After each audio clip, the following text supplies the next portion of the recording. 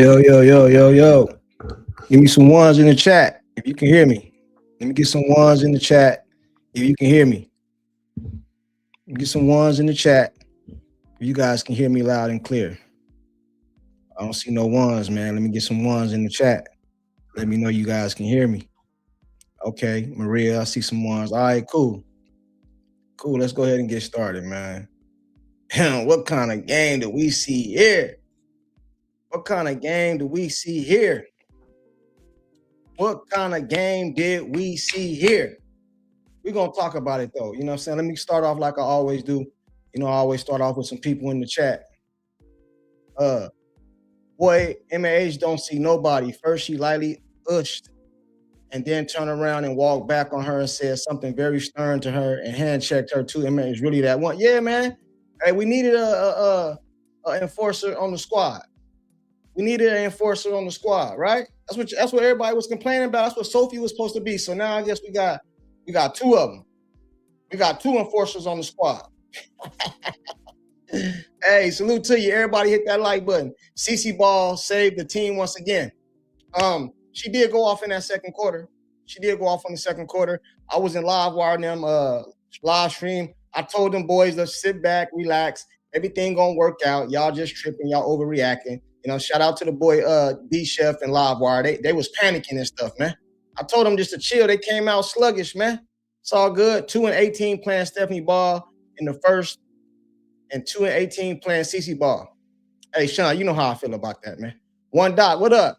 B Praise, what's going on? Pete, what's up, Pete? Jeff, go Mystics, man. Get up out of here with that Mystic stuff. Brent, what's up with you? Who else up off in here? Hey, everybody, Vonda Phillips, what's going on? Mark, what's going on? Fro, what's up? Cover that belt first. Hey, what up, Court? Robert, what's going on? Keep that hope. Hey, I'm keeping it, man. I'm keeping that hope on the live, bro. Straight up, man. Everybody hit that like button. We're going to go ahead and get into it and start bringing people up, man. Before I do that, let me go ahead and say what I felt about the game. It was an ugly first quarter. We can't deny that. But I wasn't panicking. You know what I'm saying? I wasn't panicking. You guys were just panicking. And all these fire Stephanie Whites was going crazy. You know what I mean? They came out sluggish. How many times have you seen teams just come out sluggish? But 3 points in the the first quarter is crazy. Nasty work. Until Kelsey hit that last win, it was like 6 points in the first quarter. It was nasty work. But we won the game. We won the game. Everything cool. We won the game. Everything cool. You know what I'm saying? I only shot the ball twice. Sean, what up, man? What up, bro? What's going on, man? How you feeling? I'm feeling good. We won. Yo, bro, no. First, can we talk about the setup, champ? The setup looking nice. Oh, yeah, man. Hey, appreciate that, man. Yeah, man. The lighting and everything, man. You put your thing on it, bro. Look at that. I'm just trying to change things up, bro. Trying to change things up, bro. You know what I'm saying? Leveling up, man. Leveling up. And I see the cowboy merch in the back, too. The whole wall over there, Cowboys, man. The whole wall on this side, Cowboys, man. This ain't got nothing to do with them yet, though. You feel me? I got things right there. This ain't got nothing to do with my Cowboys right now. I got some Caitlin Clark posters on that side, too. You know what I mean? But y'all see that when I live stream, because when I live stream, I'm a live stream from my couch, and then I made this whole room just for YouTube, bro. Everything went out, whole room, YouTube. You know what I'm saying? But what you think about the game, man? Oh man, let's just start off with that first quarter, that horrific first quarter. It felt like they were lifeless. Now, considering what came out today with the whole Stephanie White Vanderbilt situation from Pope and the way they played in those back-to-back games against Atlanta, them getting dog walked, no defense, no heart. There was no faith going into this game by a lot of fans and a lot of people that just generally want to see Caitlin ball and the entire team ball. So when I saw them put up 6 points in that quarter, and they just looked lifeless. Everyone looked disconnected, bro. It was bad. I got the numbers here for you, bro. Like Aliyah Boston in that first quarter, she went all 4, didn't make any shots. Kelsey Mitchell, 1 of 6. So for Pete saying 1 of 6, that was for Kelsey. That wasn't for Caitlin. Caitlin only took 2 shots in that first quarter. 0 of 2 in that quarter. She was a -13. Maisha Hines-Allen didn't take no shots. Sophie Cunningham took 3 shots. Raven Johnson took 2 shots. 2 of 18, 11%. They played terrible. it was disgusting. I thought maybe it was like a collective from like the entire group, or like, yo, maybe if we don't score in this quarter, people might think that we could get Stephanie out of here. That was where everybody's minds was going when I was looking in the chats over there. Yeah. And then they took off in that second quarter, man. Like CC went off in that quarter. Like she went 5 of 9 in that quarter. She was a plus 15 and plus minus. She shot those big 3-pointers that went insane. Kelsey Mitchell, solid. She went 2 of 4. Aliyah Boston only got 1 shot off, 1 of 1. Maisha Hines-Allen, 1 of 1. 1 of 2 from Raven. Like, they woke up in that quarter. They went 10 of 18, 55%. Like, the whole team just woke up, really, because Caitlin's shots just went, they just fall, and it woke up the entire arena. If that third 3 went down, it would have went insane if that would have happened. I think they scored 35 points in that quarter overall, held the Mercury to 22 points. They went crazy with it. And then the third quarter, it slowed down a little bit, but, you know, they played decently. I think they put let me see, they went 12 of 36 overall, the team. Kelsey shot 3 of 10 from the field. Caitlin shot 5 of 11, another good percentage. She was what? +1 and plus minus. She put 15 points up there. Another good quarter. And then that fourth quarter went a little crazy. Like, Caitlin's gonna have to chill a little bit. She's 2 techs away from like getting suspended. So yeah, she's gonna have to calm down a little bit with the rest, because otherwise, from that point forward, you know, she's facing suspensions on every game, and that's gonna, like, you know, kick her out. But overall, I like the fight in the game. I appreciate Mo Billings for stepping up, especially in that fourth quarter. She went 3 of 3. She was a +12 and a plus minus. Big Swole, you know, showcasing what she's going to be able, you know, be capable of, you know, showcasing that physicality, that grit, that fight. The ejection, I'm not going to lie, I like the ejection, you know what I'm saying? Like, she wasn't afraid of AT, you know what I'm saying? You know, getting down low, you know, getting busy. That's what it is. Caitlin showing some fight too with Dewana Bonner, you know. They got a little feisty down there too. Like, overall, I like the energy, but I don't want to get too excited too much, because these are the teams that you're supposed to beat. And now that you've woken them up a little bit, you know, a lot could happen between now and Wednesday, I think, is the next game that they play them. So yeah, Wednesday. And they're gonna have to be on. No, they're playing here. I think it's back-to-back games here, bro. At least that's what I heard. I think it's in AZ, I thought. AZ? Yeah. No, AZ's on the 9th. Yeah, they're playing back-to-back games at home, so I think they're gonna have to be on their P's and Q's, because this is the type of game that could wake up any team. So, and Kalia Copper's, you know, she could still put up buckets, so they need to be on their Dean a little bit, you know, going into that game. Caitlin still got her numbers, finished for what, 24 and 9. She would have had that double if it wasn't for that foul that, you know, pretty much took her out of the game. So overall, I like the effort, but they can't get too overly excited over beating bad teams, especially with, like, when AB's out of the game, they're very small. Like, that lineup was big. They're old, so they don't really know what to do out there, you know, Phoenix, you know, to be honest. So all right, I got you. You know what I'm saying? It's a win. A win is a win. Hey, for the person that said I was hiding, I didn't come back for the Atlanta game. I said the stream before that I was going to be gone a couple of days. I don't know if you guys remember. You did say that. I said I was going to be gone a couple of days before they even played Atlanta. So I want to know your thoughts about what came out today, because people been waiting for you. People been waiting for you specifically. Oh yeah, okay, I got you. We're gonna get into it. People are like, yo, Courtside ducking. He don't want. I ain't ducking, bro. He gonna make excuses. People that watched the stream before, I told them that I was gonna be gone a couple days. So, you know what I mean? I'm back now. You know what I'm saying? But we're gonna get into that too. Hey, Doc, what's up with you, Doc? How you doing, Courtside? Can you hear me? Yeah, I hear you, man. What's up with you, man? How you think of what you feel about the game, man? What's your takes? All right. The bottom line is that 6-point quarter is what happens when you let Stephanie White insist on running the no motion offense. It's now by coordinated, too many passes, no one going to the hoops, no one cutting. So basically, they were lucky that Caitlin first 3-pointer drop. That turned around because you knew she was kind of leading the offense. Everybody started playing well when Caitlin started playing well. I mean, that's really how that quarter happened. Look, the problem is awful coaching. The word is out. They have no defense. They have no defensive coaching. I mean, their coaching staff is incompetent. It was nice that Stephanie White let Mo Billings play today. It's nice that Lexi Hall got to play today. Because basically, let's call the spade a spade. Sorry, Ben Daniels, you can sue me for copyright infringement. White doesn't play people she don't have favoritism or confidence in. I mean, they have to be ready for Wednesday because this Phoenix team is going to come at them because the Phoenix team don't like that Hines, Allen, and Caitlin and Sophie stood up to their bullying personalities. But a lot of chaos happened because the refs had to literally call everything so tight. Yes. I mean, look, they have a problem because that the video Pope or the tape Pope drop today.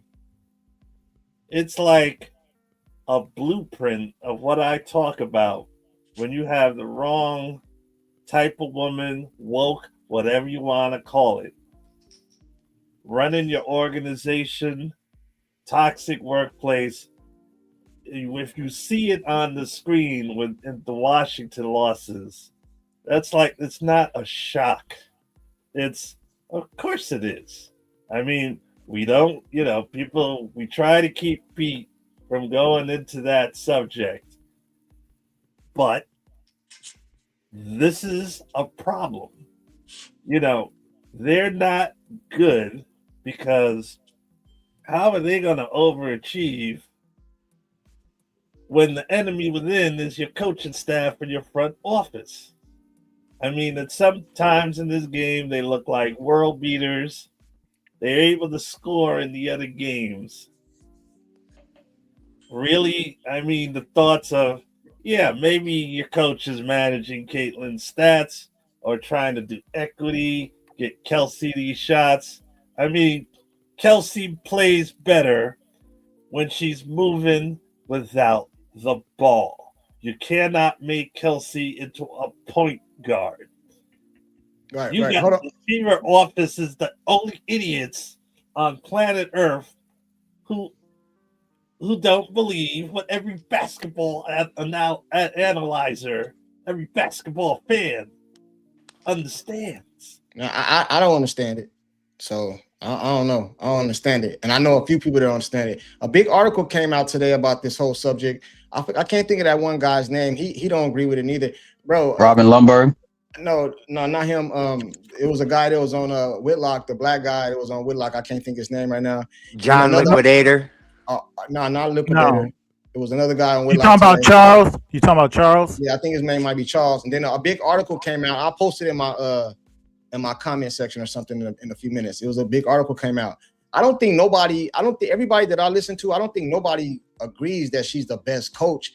Only thing I push back on, everything ain't her fault. That's my only thing. You can't blame. If they win, she get no credit. If they lose, she get all the blame. You can't do that. I can't do it. I can't tell people what they do. I don't do that.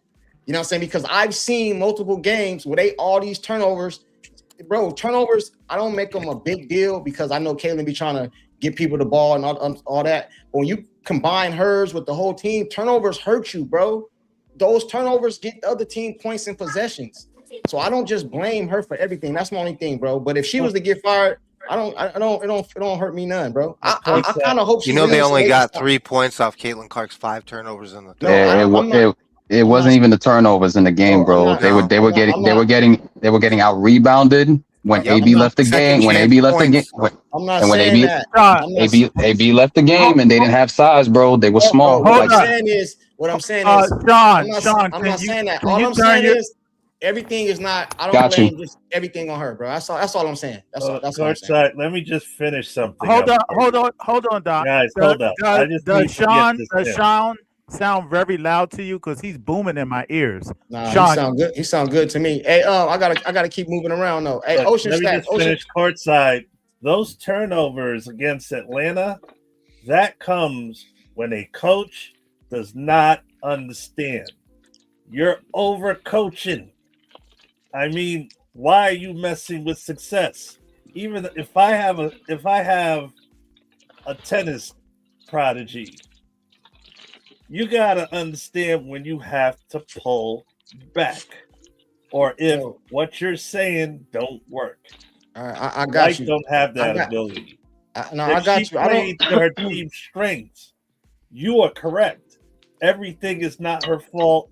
Give credit when credit is due. But they White don't though. seems to hate her team's strengths. I got you. But they don't though. They don't. So you know what I mean. That's why I don't agree with a lot of stuff people say. Hey, Ocean Two Stacks, you there? What up, man? Yeah. What's going on? What you think about the game, man? Well, after the first quarter, I kind of started agreeing with all the crap that I saw on YouTube. But then the second quarter comes out, and then they came out. But I'm done with the people's narrative. For Doc, I know you said, oh, they played Lexi more. You know, gosh darn it, this is the first game in 9 that Lexi Hall was actually good. Right. Be honest with you, that's why it doesn't matter. It could be Lexi Hall or Sophie. They're both the same player. That's it. They both are. They're either going to hit their shot or they're not. To be honest, they are role players. Lexi Hall's not a starter, nor is Sophie Cunningham. Let's get that straight. This team is going to go as far as the players want it to go. Because I'm going to tell you, the coaches do stink. The one coach that I hate more than any of them, and I hate her more than Stephanie White, is that January character. I couldn't be in the same room. I'd punch her right in her face. I just don't like her. Why would you punch a woman, bro? You can't be saying that. First of all, look, man. I don't want to hear this garbage. Because she's a woman. Listen, they want the equal rights. If they deserve to get out of line, they deserve to get the consequences of being out of line. Hey, I ain't saying that. You know what? That chick has gotten out of line so many damn times. I'm offended by that. I am totally you can be offended by that. Let me just tell you. Dude, wait. No. Let's just all go out. Let's just all go out. No, I'm not gonna let. This is my time. I'm not gonna hear. Hold on. Courtside. He's a coward. Ocean's a coward. Kidding. For legal reasons, you gotta shut that down. You gotta shut that down. Bro. No. Ocean's a coward, bro. I'm telling y'all to chill. Hold on, I gotta remove everybody, bro. Listen, I'm not doing all that right now, bro. I don't care if he offended somebody. I didn't say it. You know what I'm saying? But y'all talking over each other. We ain't gonna do that over here, bro. So I'm gonna bring you guys back up, but let it go. Just move on to another subject, Ocean Two Stacks. And Maria, let it go, please. Yeah, like I said, for legal reasons, you had to shut that down. Get off the women thing, bro, and keep going about the game. Because they can shut your channel down for that. Is it my go? It's cool. Ocean, go ahead, bro. Oh. Ocean, go ahead. Ocean, you there, Ocean? He's muted. I mean, muted. Oh, my bad. Go ahead, bro. You can undo it yourself. You literally, I'm done with the Indiana Fever. I really don't. I'm actually agitated that I spent $890 some on some freaking tickets, because it's not the Caitlin Clark I like. This Caitlin Clark, look at what's going on now. Like, literally look at it. Caitlin Clark is going to make the All-Star, but there's no way Asia Wilson or Paige Becker should have more votes than her. So the Indiana Fever as an organization has definitely diminished Caitlin Clark. Now, Caitlin Clark, I think she's a great basketball player, but you want to know what? Maybe she's not as high IQ'd as we all expect, because she literally averages 5 fouls a game. 5 fouls a game. Not only that, she's going to get teed up. We're not even halfway to the All-Star game, and these tees are going to be a problem. So maybe her IQ isn't all there. I've lost a lot of respect for Caitlin Clark and how she's handling the garbage, because I would have thought that everybody that's putting all this stuff out, I would take, you know what, maybe there's some truth to it. But then I hear the players come out at halftime when they had all that, even Bonner, all that, saying all those nice things. That's just not what we're getting from the content creators. We're getting all this, oh, they hate each other. Kelsey Mitchell and Caitlin Clark can't play with each other. I'm like, what are you talking about? They play great together. I just don't get it.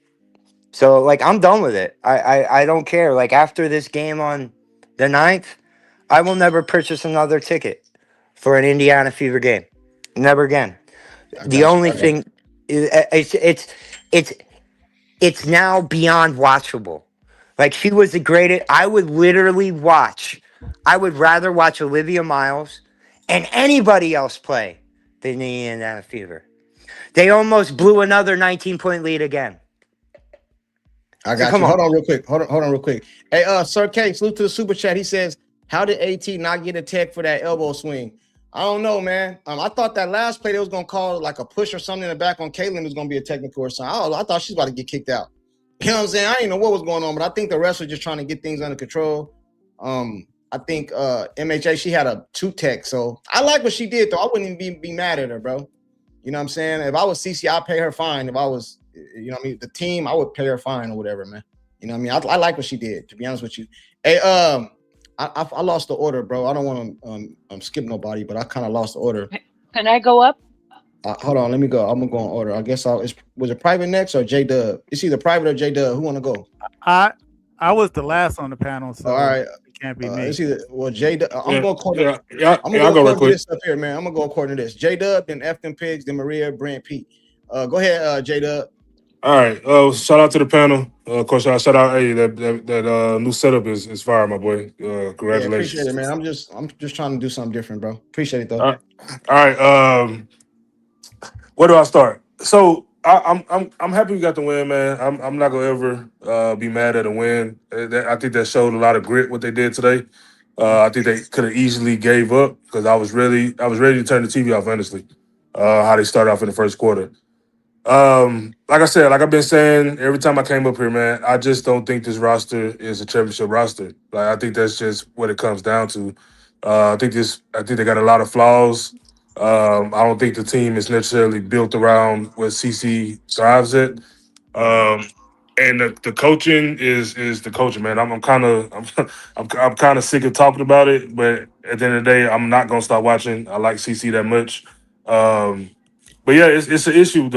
I don't know what they're doing on offense. It's mind boggling to me to watch this team come out during every game and just have all these different styles of playing. I just really want to know what their goal is on offense. I don't think their defense is that good. Yes, they held the team to 74 points, but if you watch the Phoenix Mercury offense, they are horrible.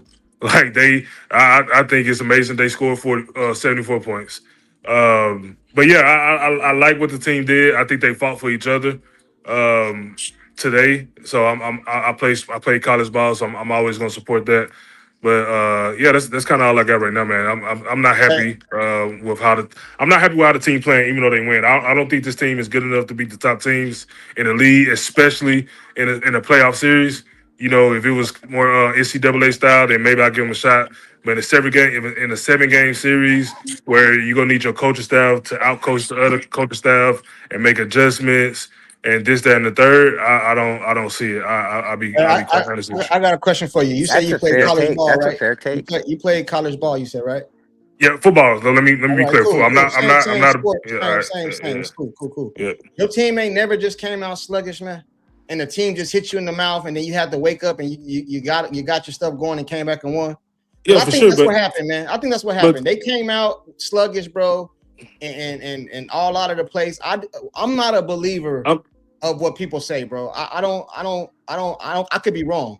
I don't believe when they losing is Stephanie ball and when they winning is Caitlin ball. I do not believe none of that shit, bro. No, I don't believe none of that, bro. I don't believe Stephanie White comes out and says, this quarter we're gonna play my ball, and then next quarter we're gonna play. I do not believe none of that shit, bro. When they getting their ass whooped, they getting their ass whooped, bro. That's just how I think about it. You know, it ain't no change of game. And I don't subscribe to none of that, bro. Yeah. If they would have lost this game, CC saved them this game, which I think she did in the second quarter. I ain't going to even do none of that, bro.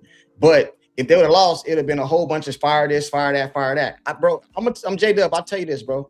I'm to the point I want Stephanie White to get fired. I do. That way it can bring another coach. So whatever another coach comes in and they still don't let her play whatever kind of ball that she want to play, then what? Like this is the pros, bro. This is the pros. This ain't college. This ain't Iowa when you ain't got nobody on your team. You got Kelsey Mitchell who need the ball. You got Aliyah Boston who need the ball. These are all stars in their right. You don't. It's not just some players you can just do whatever you want to do to, bro. Like I don't agree with it, bro. You know what I mean? I don't agree. Let me ask you right quick. Yeah, I hear the narratives and all this stuff too. And honestly, man, I'm not here to believe them or not believe them. I think you can't ignore them. I think it's something to listen to. But honestly, I don't know. I don't know. I don't know what. But I will say this: as far as them teams coming out sluggish, yes, of course. But I think just with this Indiana team, it's just the whole context of the season. It's the whole context of the season. What their record is 10-7. It's 17 games, and I don't know what they're doing. It's one thing for Stephanie White to be trying different rotations, try to see who works with who. I get that, but you should know what you're trying to do from the first game. Like you should know what the plan is from the first game. And for us to be 17, so what's your take on when, like, obviously I agree with Courtside on the sluggish. There are sometimes you get punched in the mouth, and then as the game goes on. But all right, how about the times when Indiana Fever punch in the mouth, and then immediately after that they go sluggish, where it's like, okay, Caitlin Clark, you put up 15 this quarter. Now we got to get Kelsey Mitchell to put up 20 this quarter or 15 this quarter, and then you have Caitlin Clark idle. So let me. I got a question for all you guys. Seriously though. Hold on, let me say this one thing, please. Yeah, I want to hear it. All right. So I try to make my taste consistent. Even in the last game when CC went out for 26, I said that I came on your show, Courtside, and I said I don't like the way their offense looked because it was just a whole bunch of one-on-one basketball, and CC was just hitting that game. Like I said, if any of you guys could tell me what their offense is, even the plays that so-called run for Kelsey Mitchell, I don't think they're actually plays. Kelsey Mitchell just comes off the screen, get the ball, and she go one-on-one. So it ain't like they running play. It's not even like they're running plays for Kelsey. It's just like I agree with that. It's a whole bunch of take turns. But yeah, I'll be finished. I'll let somebody else go. All right, F them picks. Yo, what's up, guys? What up, man? Man, I literally was like J-Dub. I almost turned my TV off after the first quarter. I was like, dude, this is depressing. But like, in saying that, I expected the Fever to lose this game. What? Yeah. To this bad team, and they are terrible, dude. Like I hadn't watched Phoenix all year, but I was like, I think they had won 2 games in a row or something before they just played us. And I'm thinking, man, I got this feeling, dude, they're gonna win. And then that first quarter, I was like, oh wow, this is really bad. And from the first play, man, like you could just tell it wasn't there. It was like, oh, we're gonna play Stephanie White ball, okay, yeah.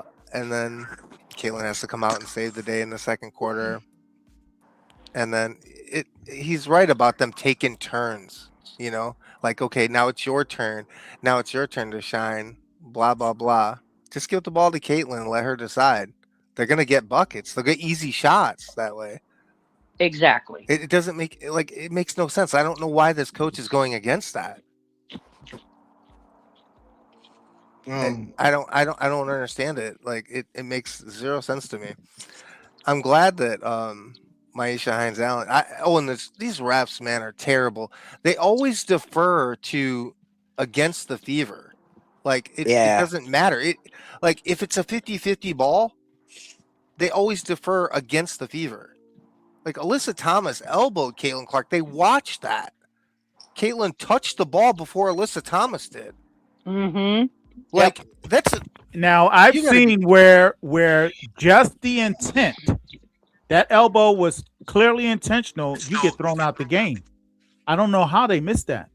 Hey, if you throw a punch in the NBA, even if you don't get connect, you get tossed out. I got a question though. They were trying to clean the game up by ejecting Maisha Hines-Allen, but like, how are you? That happens like moments later. How you not tech her up or F1 her. Hey, F them pigs. I got a question for you. Oh, and the Fever, fire Stephanie White in this front office, man. okay, Like I got you. The Fever scored 6 points the first quarter, right? Yeah. How many did they shoot the ball in the first quarter? Yeah, they shot like 28%, I think it was. I know, but they shot the ball though, right? Yeah. Yeah, So they just Lexi Hall missed. made the first three. So they was first couple, shooting the ball, they were just missing. First couple possessions. Right. So they were just missing. Yeah. But they weren't taking. You see what I'm saying? So what if they weren't make taking? those shots? They weren't taking great shots either. There is no but. There is no. What if they make those shots that they took? Hold on, of course not. Come on, your analyst, you got to analyze the game a little bit different than that, bro. I'm not. I'm just saying, bro. All I'm saying is they took shots, they missed, right? That's all I'm saying. That's a fact. That's not nothing to analyze. Those are facts. So yeah, but that's every game. That's you can say that about any. You can say that about any coach. Then they miss. They miss. I seen CC take a couple good looks. She missed. It happens. Come on, y'all get his point. Y'all get his point. She missed, bro. I only thing about this team. I agree with everything you guys are saying about it's not a good squad put together. We got 2 starters on the team that's not supposed to be starters. Mo Billings, I don't think has never been a starter in her career. Lexi hold up, man. I agree with the whole team aside from Aliyah Boston, Caitlin Clark, and Kelsey Mitchell. They're all backups, and I tried to tell you this, dude. That's my point. Like, I agree. They let me know you when were I like, can oh say no, something. this is a championship team. No, it's not, man. No, they're not even close to a championship team. Hey, but listen, they overpaid for Aliyah Boston. Like she had to take all the money now that and Kelsey Mitchell too. I hope Kelsey Mitchell's gone. Like pack her up and get her out of here. Why though? Huh? Why? Like why keep what basketball reason would you say that? Because I would say the salary. The salary cap. We're so screwed, man. You don't understand. We got Lexi unless we can somehow trade Lexi Hall and trade Mo Billings. Like, bro, I just don't understand. This is the part that frustrates me. Unless Mo Billings is going to come along and earn her. I agree with a lot of stuff you guys say. She was solid today. I can't say anything about Mo Billings. I got you, but this is solid today. She's had 2 games all year that were good. I got you. Games. I'm gonna say this, and then I'm gonna shut up, and I'm gonna go around the panel, let you guys do all the talking, bro. This is the part I don't understand, and this is the part that frustrates me. You have 3 all-stars on your team, and I'm not speaking to nobody in particular, and people tell me to get rid of one of them.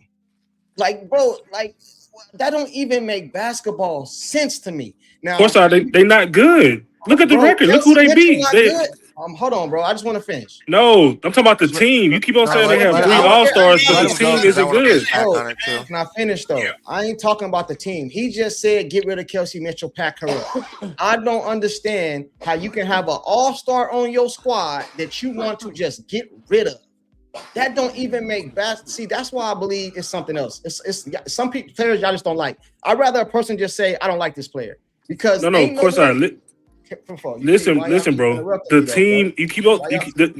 Oh my bad. I'm sorry. You're right. I'm sorry. What I'm saying is this though. What team can you fill your whole team up with all-stars? It's not possible. You have to have 2 or 3 stars or scorers or superstars, whatever you want to call it, and you fill out the rest of the roster. You had Dwayne Wade, LeBron James, Chris Bosh. The rest of the washed roster got filled out. You had Michael Jordan, Scottie Pippen. The rest you had Kukoc, Luke Longley, Hartright. Bro, you have to fill out the rest of them. You got 3 all-stars on your team, and people tell me to get rid of one of them. It don't even make basketball sense, bro. Now, I sit there and watch the first Atlanta game. Who saved us in that game? It was Kelsey Mitchell, the person he just said get rid of, right? When she but LeBron James was never the highest paid player on the team either. I don't care about this pay. The girl from the front office, I don't know her name. She came out and said the players made it easy for me because they decided the contracts. Did you guys remember her saying that? Mm-hmm. So CeCe was aware of the contract. Did you guys remember her saying that? She said it was easy. It was easy because they worked it out amongst themselves. You guys remember them saying that? Yes. Okay, so why is we talking about contracts if they agreed to it? You didn't hear Caitlin talking to Aliyah on what's her name? Bro, I don't care on what what's her she face's said. podcast. She didn't. Yeah, but what she say? She didn't say nothing. Yes, she did. What she say? She said Aliyah took all the money. All right. Courtside, you know, Courtside, wait, how many? can I say example, something, dude? please? Jonquil Can I say Jones, something, please? Sabrina Ionescu, and Stewie all took pay cuts, 1.2 mil each. That's true. Like to make it work, so they could pay other players. Look at what you That's got the here. same- Now, that's- Caitlin Clark, the face of the league, is going to have to take a pay cut because of Aliyah Boston, who is playing like crap. Like, dude, Stephanie White has that would be ironic if that happened. Like, this is criminal, dude. She's got her out of the paint and her. She's got her out at the 3-point line, and her 2-point game is suffering for it. Look, she can't even make layups anymore, man. This is criminal what Stephanie White's doing. But go ahead, man. Hold on, man. So it's her. All right, I'm gonna go. Who's next? I am. I think. Go ahead, Maria. I think I'm next. Hey, first of all, before I forget, as I said before, I wanted to wish all the dads a belated happy Father's Day. Happy Father's Day to all the pops. The gentleman who was talking when I said I was offended, it was bad timing on my part because I wasn't. I was actually in agreement with you and I was offended because you beat me to it. So I do want to apologize to you for the misunderstanding because if I make a mistake, I do apologize. And there is nothing that you have said that I disagree with. I am in lockstep with everything you just said. The money, the players, the drama, all that stuff. And today was a total crap show. It's like, and I agree with the other gentleman who said, this is not a championship team. It's not. When this organization was bringing on players, what were we yelling? We need a big, we need a big, we need a big, we need a big. And what did they do? Stretch they didn't get bigs. They didn't get anything. And then the ones that we kind of figured that they can maybe play in a medium big environment are either injured or not being played. Can someone please explain that to me? Okay. Now, granted, Kelsey Mitchell drives me up the wall. Absolutely drives me up the wall. But the difference between Kelsey Mitchell today and the Kelsey Mitchell that you saw the other day is that when she is a catch and shoot shooter and she is hot, it benefits everybody, right? It's when all the dribbling goes around, when she tries to make things happen, when she tries to go to the boards, when you're fighting trees. That's when it doesn't happen. When somehow there's pressure being put on her, right, by someone in the environment that she has to do this or she has to do that. And then it goes to shit. Because we get two Kelseys. And the Kelsey that benefits us is the catch and shoot Kelsey. And you guys have to agree on that because we saw it today. Catch and shoot Kelsey, for the most part, is a big benefit. It's when she tries to dribble around and then takes a shot, 90% of the time, she misses the shot. That doesn't only hurt the team, but it hurts Kelsey Mitchell too. That's on coaching.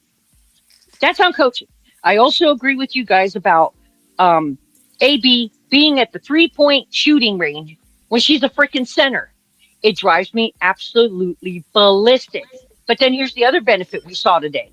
Since AB wants to be a 3-point shooter, guess who was getting the pick and roll? Billings. So no one can tell me that the pick and roll doesn't work because we saw it today. We just saw it with a different person. If Billings stays this way and continues this way, the pick and roll can still continue. But I would prefer to have AB in the paint, not only for those 2-pointers, but also for rebounds. Because when we don't have big players, we need whatever we have in the paint for those rebounds.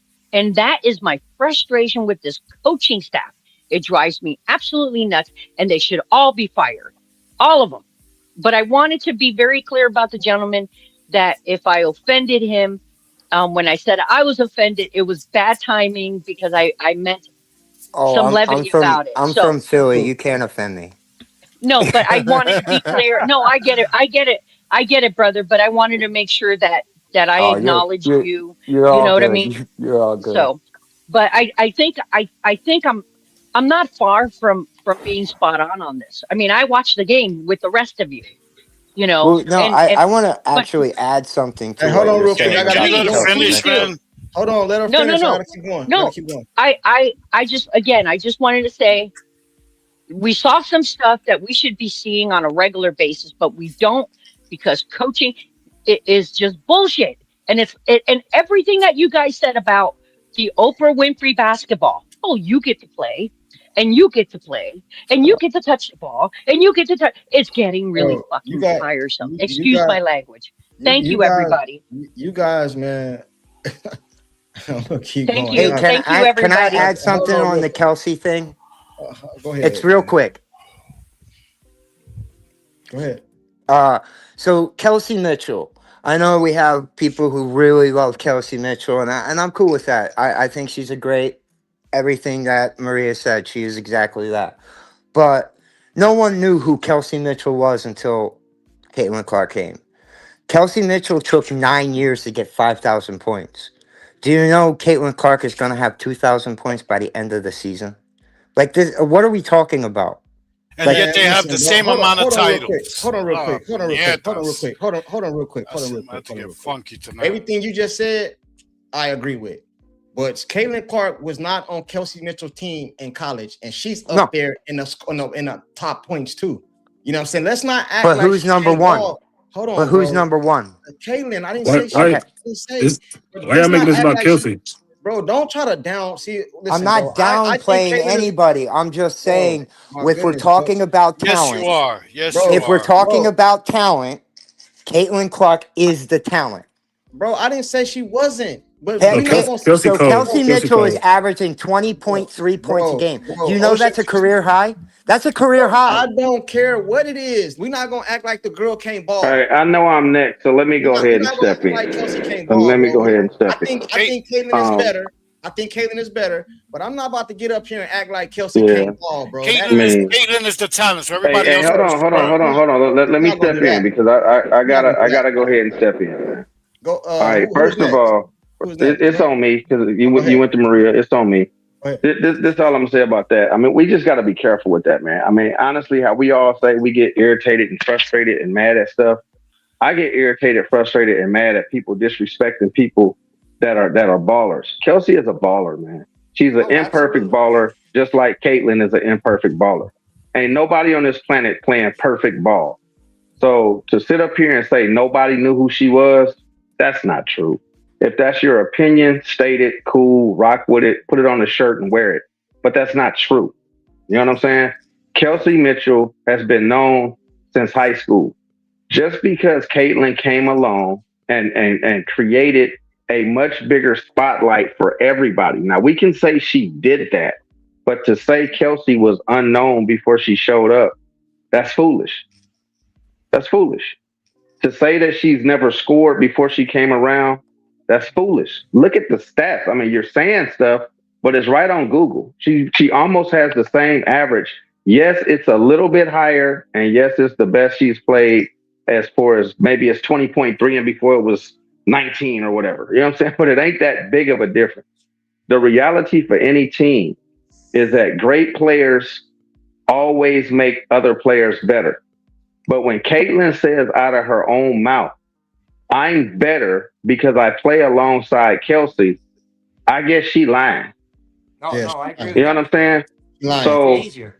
so for a person to be the best, that's cool. Say she's the best, but you don't have to put down the teammates and say they ain't crap without her. I mean, there's plenty of players that have been on teams that have averaged 30 that don't win. So scoring points means nothing if you're on a bad team. She was on a bad team, and because she was on a bad team, she was probably getting double and triple teams. Now, when it comes to I'm gonna touch on a couple of things and I'll ease back out. Okay. But when it comes to AB, everybody says I'm tired of seeing her at the 3-point line. But then at the same time, people say, why isn't she setting more screens? Well, she can't set screens underneath the basket. So I'm tired of seeing AB at the top of the key, getting 2 and 3 fouls a game, setting screens. That's what I'm tired of seeing because she gets more fouls setting screens than she does underneath the basket in several of the games. I won't say all of them, but that is a fact that she is. So, and whether we like it or not, am I blaming Caitlin? No. But please understand, the way I explain a screen to my wife is that you set a statue and you make a player go over you or you make a player go under you because you're supposed to be a statue. If the guard moves before the big is a statue, technically it's the guard's fault. Yeah. Because the big was never set. Yeah. You can't blame a big for getting fouls on screens if you never allowed them to get set. So that's what I'm tired of seeing when it comes to AB is getting all these fouls at the top of the key, trying to set screens. Okay. Maria said earlier that it hurts Kelsey when it comes to the dribble. But again, and I'm not saying I disagree. Y'all just please understand what I am saying. She's the number one cutter we have on our team. Is Kelsey Mitchell. I think everybody should understand and agree with that. So if she has the ball in her hand, who is she passing to when no one's moving? So that's why sometimes she has to dribble. At least she's a ball handler that can do it. But oftentimes she's trying to create her own shot because no one's cutting. That's a solid point. So, I mean, although she's just trying to create. Quite a few times that when she was dribbling and Caitlin running all over the place and she wouldn't pass it to her. I'm not going to sit up here. This is what I'm not going to do. I'm just going to keep it real. I'm not going to say she's perfect. That's not what I'm saying. But people cutting to the basket and doing what she does when she doesn't have the ball oftentimes does not happen. That's a fact. Whether or not she misses Caitlin 4 times a game or whatever, I would tell you that's probably true. But all I'm saying is she's the number one cutter on the team, so she can't throw assists to herself. So oftentimes she has to create because no one's moving. Again, that goes back to what offense are we running? Right? That's nobody knows. Let me say something. That's true. That's a big point. Let me say something real quick. Let me say something real quick. Bro, I don't know if you guys be seeing this. The players on the court like each other. I think that's the problem. I feel like the fans, the whole Indiana Fever, not all, I'm not gonna say all, but a lot of the Indiana Fever fan base want the players to not like each other. The players like each other. I do not believe, this is to private, Kelsey Mitchell is intentionally not passing Caitlin the ball. I don't like Caitlin. I'm not gonna pass her the ball today. I just think she don't see her. Where's you guys getting this stuff? First of all, I never heard that. Open, I never heard that. Let's get that correct. I never heard that they didn't like each other. I didn't say nothing. I said she didn't pass the ball. I didn't either. But I'm just saying that. But the rationale in thinking that she's missing a wide open drop dead shooter would increase her assist. So I don't think she's doing it on purpose. I really don't. But I'm going back to AB took all the money on the podcast. That was a total joke. So if you didn't see the context and maybe you saw the transcript, I don't know. But that was a total joke. They were all teasing because it was Candace Parker who said AB took all the money and they laughed about it. Exactly. It was a joke. Okay, so that was not a serious comment at all. Now, when it comes to the offense, I'm tired of hearing Stephanie White's offense, Caitlin Clark's offense. I get that there's a difference in how Caitlin would probably play if she wasn't playing for Stephanie White. But again, as fans, and I don't care who eats me up, what they saying. No, I ain't even looking. I'm just saying whatever they say, I don't care. Because we got to sometimes be on fact. And the fact of the matter is, CC, how many times do y'all see her wave off the ball? She don't even try and get the ball. She's trying to tell him to throw it somewhere else. She's trying to tell him to inbound it to somebody else. She often does that several times in the game. So it's I not saw like that a it was few times Stephanie today. White's offense that says, don't give her the ball. We're going to slow it down. Oftentimes, CC says, throw it over there, throw it over. She's directing the offense without touching the ball. So I don't know what that's all about. But again, I'm gonna touch on this and I'll be quiet. When we say it's not a championship roster because we don't have enough, whatever, I don't know what enough is. Because Neither. like Courtside said, we have the best point guard. We have a very legitimate shooting guard. I don't care where you rank her. You can't say she's at the bottom. We have a very legitimate big, whether she's playing out of position or not. Those are not three players you would ever get rid of. So naturally, when you have a salary cap, I mean, look at the NFL. The quarterback gets dang near a third of the salary cap.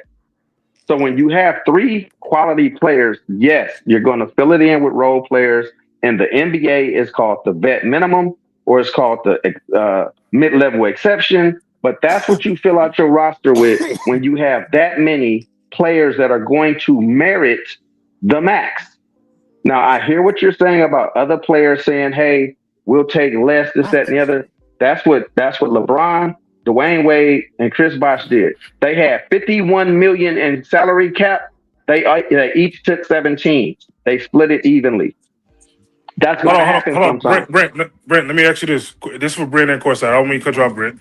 But I think both of y'all kind of said the same thing. So please, I apologize, Brent, but this is a question to you. Because you and Courtside both keep on harping on.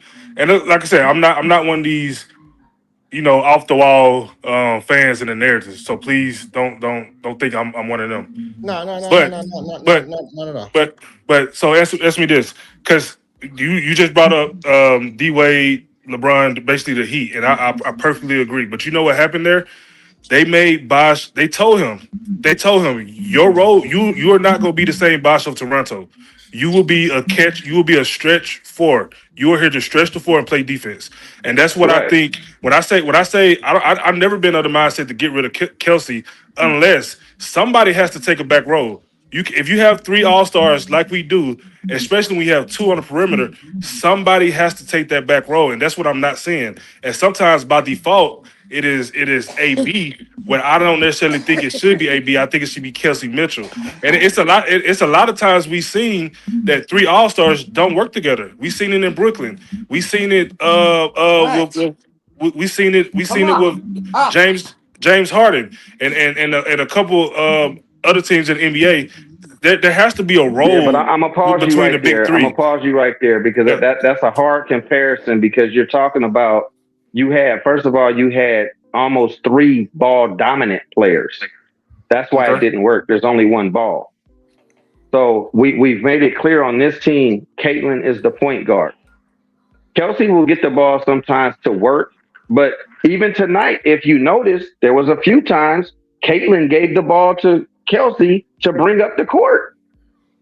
If you saw that, if you didn't, please rewind the film. But she gave it to Kelsey to bring it up. Yeah, I seen that. I agree. I seen that. Okay, so what I'm saying is that why are we as fans sitting back saying how CC should be doing when half the time she is making the decision? She just ain't making the decision that the quarterback, as they say, couch quarterbacks and fans want to see. But oftentimes she's saying, I'm not going to bring it up this time around. Go ahead and bring it up. Do you? Hey, bro, I'm going to run over here and set up in this and that. She's doing that. Brent, check this out. It's only one team that's going to win the championship this year, right? So that means all the other ones are not championship teams, according to a lot of people.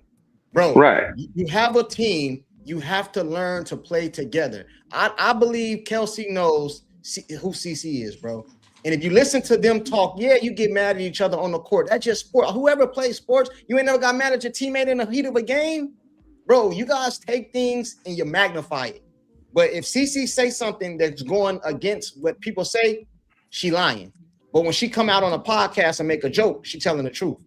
That's the only thing I don't like, bro. You know what I'm saying? See, me, I don't have no stake in the game. I'm a Caitlin Clark fan. Wherever she go, I'm gonna go. I want to see her ball. I want to see her successful. I want to see her her get a chip. Somebody brought up the Brooklyn Nets. That's the same team till they didn't need a coach. And look how they remember they said that they didn't need a coach. That Kyrie and Kevin Durant and all them, they don't need a coach. You know what I'm saying? It's crazy to me. So that's why that was a bad example, because you were bringing up people who thought they didn't even need a coach because they had crazy ball handlers, they had point guard, they had 2 point guards who felt like they had systems. They were the ball was always in their hand, 30-some% of the game. I mean, they had no system. That's what they felt like, and that's why they lost. I gotta go to Pete. But let me say this real quick, bro. The team won today. We talking about coaching and everything else, which we're gonna criticize. That's what fans do. Fanatic, we're gonna do that. But it always take away from the win, no matter who we win. If we win, Kaylin went rogue. She took over the game, which a lot of times she do. If we lose, it's Kelsey Mitchell fault. It's Sophie fault. It's Stephanie White fault. Bro, I don't like that, bro. If you're a team, you win together, you lose together. That's just how it is, man. You know what I'm saying? Jordan used to go out and hit 60, so I guess it's the team fault they lost. You see what I'm saying, bro? It's a team game. If Kaylin scored 30, let's say she have a good night, she have 40. Let's say Kaylin go on the heater, she scored 40 points. Where the other points come from? So somebody else had to contribute, right? You know what I'm saying? Even if she made the pass that got the assist, that got the layup. Let's just say she accounted for 60 points. Bro, what about the other 40? What about the other 30? Bro, it's a team sport, bro. I don't think people be understanding that sometimes, man. You know what I'm saying? It's crazy to me. Hey, Pete, go ahead, man. What's going on, fellas? I want to start with a question for Efton Picks. For me? Efton Picks. Efton Picks, the 2 games that we lost against Atlanta, can you just name a player? I just need a name. Who lost us that? Whose fault is that we lost those 2 games? Oh, Stephanie White and her coaching staff. So it's not. The front office. Okay, so it wasn't. We can't play stop, good. Stop, please. I just told you. I just need a name. I'm sorry. But so it wasn't Caitlin Clark. That's what I want to make clear. It wasn't Caitlin Clark's fault. No, they all had a hand in it, Pete. But you just said a little while ago, Caitlin Clark is the talent, which implies that everybody else is scrubs. Actually, Ocean said, no. Don't you put words in my mouth. Oh, was it Ocean? Ocean said that. Hold on. Oh, man, one at a time, man. Okay, hold on. You're talking about me. I said she is the talent. Just because I say she's the talent doesn't mean that everybody else is no talent. Well, if I say I'm the brains on the panel, what am I saying about everybody else? That's your opinion. No. See, let's not do that. Let's not play dumb tonight because I'm not going to allow it on my watch. Well, just asking dumb questions. No, let's not play dumb. So Michael Jordan was a talent. Does that mean Scottie Pippen sucked? Are you crazy? That is a bad analogy. That's what you implied. That's what you implied when I gave you an example and said, if I say I'm the brains on the panel, what does that say about the rest of you? You deflected. So I just sat there and said Michael Jordan was the talent on the Chicago Bulls. I also just said that Caitlin Clark is the talent of the Indiana Fever. That does not imply Scottie Pippen didn't know how to play basketball or Kelsey Mitchell doesn't know how to play basketball. I'm telling you who the talent is. Okay. I'm telling you who the star is. Okay, cool. End of story. Okay, if that's what you were really doing, because you're lying right now. No, I'm not lying. Let him finish though. If that's what you were really doing, and you weren't implying that, you would have said the most talented. That's why we have comparatives in English. I've taught English, so I'm pretty good at English. I can't sink a 3-pointer to save my fucking life. No, Pete, but he's the way he stated it. Let me finish. I'm a writer, and I know also. Hey, but listen, hold on, real quick. I agree with both sides. But he did say nobody knew who Mitchell was, so he added to it by saying nobody knew who she was. Yes, that's what I'm saying. So it kind of goes together. That's why I said we ain't gonna play. No one knew who Mitchell was. I didn't say anything non-factual. Okay, that's not true either because I wasn't even a WNBA fan, and I knew Kelsey Mitchell. Let me finish, please, guys. Let me finish, guys. Let me finish. Okay. I knew who Asia Wilson was. You know, this is the problem. This is the problem. And that's why, by the way, that was a trap, in case you didn't notice. I trapped you. And here comes the club over your head. Okay? When you imply that everybody else is a scrub, that's the same narrative, and you cemented it. You doubled down in a different way, like Courtside said. You said, nobody knew who Mitchell was, so you were going, the direction you were going in. Let's not do that. That's the same narrative that people use for Iowa.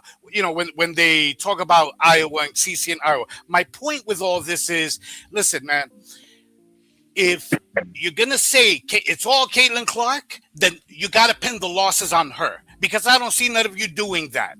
None of you who do that, it's always, Stephanie White. When I asked you, Stephanie White. It's like today with this Vanderbilt bullshit. I didn't even listen to the comments. I don't give a shit. Okay? Because the same people who are harping on Vanderbilt, did you hear what they said? Vanderbilt, are the same ones who will skip her record in Connecticut. Why don't you talk about Connecticut? That's her most recent coaching experience before the Fever, and because it was the talent, Pete. It was the talent. That's why. Exactly. The talent was already there. That was a ready-made team. Had already made it. Listen, listen. 60. She was sick. I'm gonna go there. I'm gonna Hold go on, there. man. Y'all gotta let them finish, bro. I'm I want to gonna mute go nobody. Pete, just go ahead, Pete. But everybody they sitting in the chat. Y'all talking over each other, so y'all gotta chill. Her record was 62-32. She went to the semifinals twice in consecutive years. Now, you want to tell me the talent was already there? Listen, I'm going to throw Mike Tomlin at you. Mike Tomlin got the Killer Bees. He got a team that Chuck Noll built. Okay? And you know what? He got a team that somebody else built. He won one Super Bowl with the Killer Bees. He had Le'Veon Bell. He had the top three at least in their positions. Le'Veon Bell, Antonio Brown, Big Ben. Okay? And he won one Super Bowl, and that was when he first got the team in the first few years. After that, nothing. And what does everybody always say when you bring that up? Oh, well, he never had a losing season. Sound familiar, the Iowa argument? So you guys can't have it both ways, man, because when you put all the praise, it's like I always say, man, when you put all the praise on Cece, and when it comes to praise, she has no peers. It's all her. She is the talent. Okay, to quote whichever one of you said it, she is the talent. But when it comes to accountability, suddenly she has peers. Suddenly we're all about equality. No, it was a team loss. Her 7 turnovers didn't matter. Even though they scored, 29 points off those 7 turnovers, they didn't matter. It's the team. It's that hypocrisy. And this is why a lot of you can't be taken seriously, because you don't argue in good faith. You don't argue in good faith. You change the definitions of words to suit your narratives. Suddenly a lie becomes PR. A lie becomes go along to get along. Okay? I mean, come on, man. Just be consistent. And one last point. As far as CC taking less money, we told y'all a long time ago CC was going to take less money. We told you. And not that she should, but that she would. Okay? And y'all said, no, the hell with that. She's the best player, blah, blah, blah. We told you, if she's gone along to get along all this time, clearly she's not going to take, at least initially, the biggest contract in WNBA history above a black woman. The way she has moved has taught you that. Oh, and one last point. Stephanie White and her sneakers, Angel Reese and her sneakers. For those of you who love to say that Cece has, where's her agent? She's being used and blah, blah, blah. She doesn't know what's going on. She's naive. Let me tell you something. Do you think LeBron James would have allowed, on the night of his rollout, signature shoe, would have allowed Ant-Man, John Morant, somebody else to roll out a shoe, to let his coach roll out a shoe, JJ Redick roll out a shoe on the same night? Y'all are crazy if y'all think LeBron and Rich Paul would have allowed that. Courtside, and Sean, I'm gonna ask both of you. Y'all know, and this is rhetorical, y'all know that would never happen. So if that happened, that Stephanie White rolled out, it's because Cece knew about it and she was cool with it, because I've seen people complaining about that. She was cool with it. There's no way Cece didn't know, guys. It's not like they said, you know what? let's do this behind Cece's back, and Stephanie will give you a shoe too. She knew. She's known everything. Just like she knew Raven was going to get drafted. Just like she knew Asia was going to get her shoe first. Come on, guys. This is what I want. This is what I want to happen. I gotta ask Pete one question. Hold on, real quick. This is what I want to happen, bro. This will make me very, very happy. A couple things. I either want Caitlin Clark to sign her contract to let everybody know she ain't going nowhere, or just get Stephanie White out of here, bro. Because I just when the team play, bro, they lose as a team, they win as a team. I just want to talk about the wins in the team. Everybody is so on this Stephanie White train, bro. Yes, she needs to do better coaching, bro. But the players are losing the game on the court, bro. They missing shots. They got turnovers. They getting blown defense assignments. All that is not coaching, bro. 3 points. 3 points in the first. I told you guys this before, bro, and I pulled it up on the panel. I specifically watched. Everybody would say Popovich is a good coach. I think most would agree, bro. I seen him tell the I can't think of the dude's name. I seen him tell him don't foul in the timeout. I heard he's told him don't nobody foul. The dude went right on the court and fouled. Popovich cussed him out and told I just told you not to foul, bro.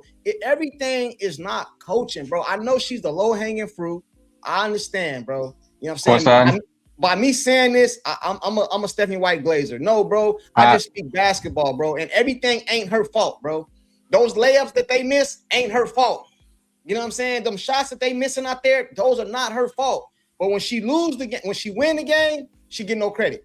But when she win the game, lose the game, she get all the blame. I don't roll like that, bro. Can I just say one last sentence? Let me just say one more sentence. I'm gonna shut up. That, define irony. I don't roll like Kelsey that, Mitchell, who y'all started off the show bashing, she's the one who saved y'all from breaking an infamous record tonight. The lowest output of any team in any quarter in WNBA history, I think, was 3 points. If not for Kelsey, 4 points. I'm sorry. If not for Kelsey hitting that three at the very end of the first quarter, you break that record with 3 points. Hey, and that is not on the coach. That is on the players. Yeah, I'm done. Hey, how about this question to the panel? How can these women want millions of dollars when they put a quarter where you only put 6 points on the bro, listen, and I know it's Stephanie White's fault. I got you. Hey, I didn't. That's not Stephanie White's fault. That's just garbage basketball. Yeah. Period. That's what I'm saying. Hey, No Love said, "Courtside, you slow as." Hey, come up here, bro, and tell me why I'm slow. Come up here because I don't go with you guys' narrative. Just blame her for everything. That's why I hope they get like a Phil Jackson. I know he ain't coming, but like a Popovich. I hope they get somebody that the fans can't say nothing to, because it's never gonna work with a coach that ain't done nothing, bro. They got to get a coach that can cuss CC out or not, or get on her without the fans saying nothing because he already got championships or something. Because no matter where she go, it's gonna be this, bro. It don't matter if she get traded to another team and the coach don't do what she want or something. It's gonna be this again. If she goes to play golf, it's gonna be Anika Sorensen is a fucking scrub. Nobody knew who she was before CC joined. It ain't never basketball over here. Pete, do you think Stephanie White? Bro, it ain't never basketball. If we can go beat Atlanta, the time we beat Atlanta, what they say? She went rogue. You know what I'm saying? It's always something, bro. That's like it's crazy to me. Hey, Private, it's on you, man. Let me ask Pete one question real quick. Hold on, I gotta go to Private though, and then because he ain't went yet. Unless Private, you waiting? Can I ask him? Go ahead. All right, go ahead. Hey, Pete, do you think Stephanie White's a good coach, and do you think that the front office put together a good team? Yes or no?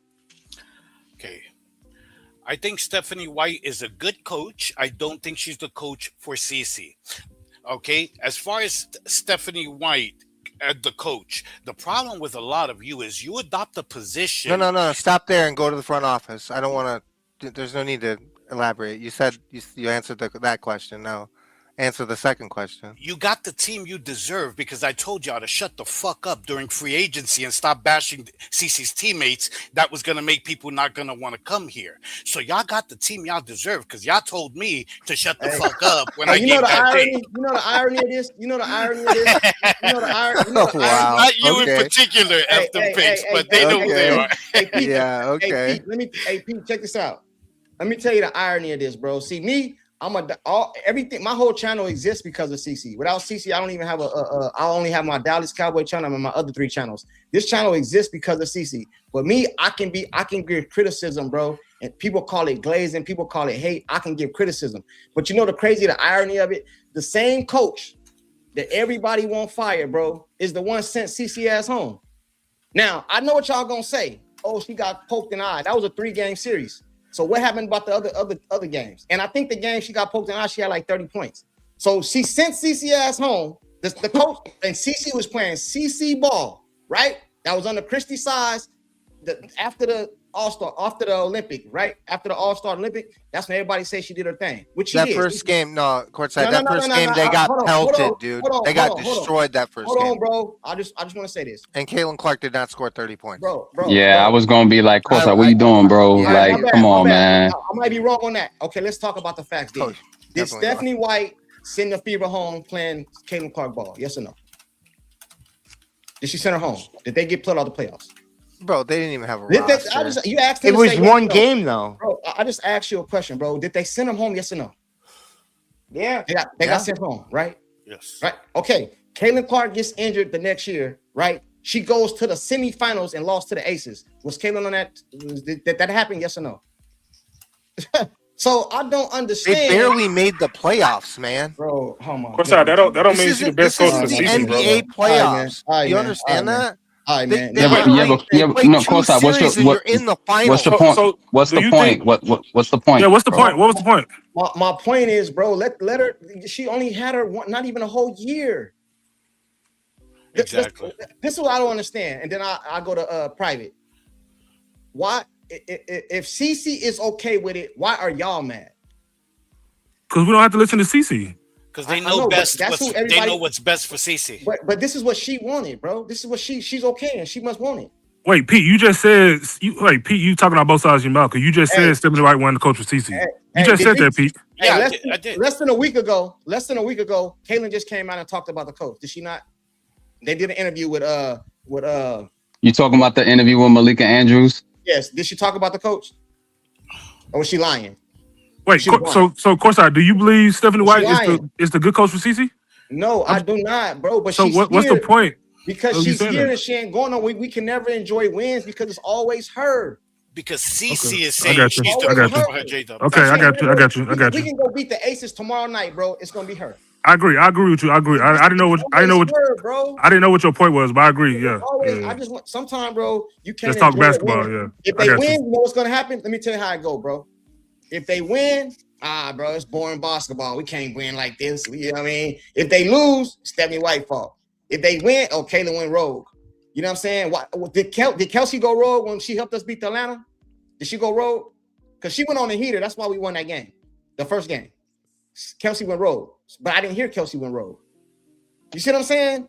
Like, it just, I don't like everything it. Everything is CC versus I don't White. like it, everything. CC versus White. Everything. I don't like it, bro. That's the only thing I don't agree with. Is she the best coach for CC? I don't believe so, bro. I don't. I don't know what. In order for a coach to have CC, he has to come in here or she has to come in here and be proven, bro. Because the fans are not going to accept it. It have to be somebody that they can't say nothing about when he yell at her. When he yell at her, it got to be somebody that they can have no pushback. Then it's going to be misogyny. 5 rings or 6 rings or something. He can't have no pushback. If you go get a regular coach, bro, it's not going to work. I don't care who you go get. It's not going to work. So then on top of what you say, it kind of fits in with what one gentleman said on the panel that what is the offense then? Because I literally have no clue what I'm watching on the court. Hey, man. Like, what is the offense? All I know is this. I don't know what offense it is. I'm going to go to you right now in private. I'm going to answer this question first.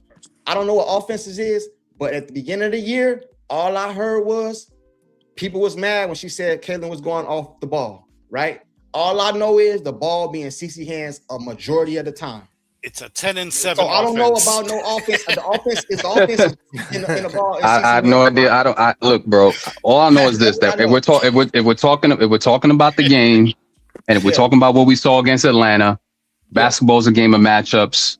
Yeah. We saw what happened when they went small. We saw what happened the minute AB left the game. That game got physical early, and by early I mean the first quarter. Mo Billings got in foul trouble. AB got in foul trouble. What happened in that game? What happened to the physicality in that game? You saw it. We all saw. No. Let's keep it a buck about how this team looks. They got beat. It's not just that, bro. It's not just that they look terrible. The matchups don't match up, bro. They lost due to size. They lost due to the offensive rebounding, bro. The effort wasn't there. From a basketball, no. Let me go. Look, this team is poorly constructed against the teams that are actually good. I know we could beat the bad teams. We just saw it's living proof. We just saw it. But when it comes to the teams that are actually talented, that have the wherewithal to withstand what we can throw at them, what are we really talking about now? That's where Stephanie and the entire coaching staff gets exposed badly, and it's been this way. That's facts. So what I don't like is that I feel like at times we're not holding the feet to the fire when they play the good teams a little bit. Stop.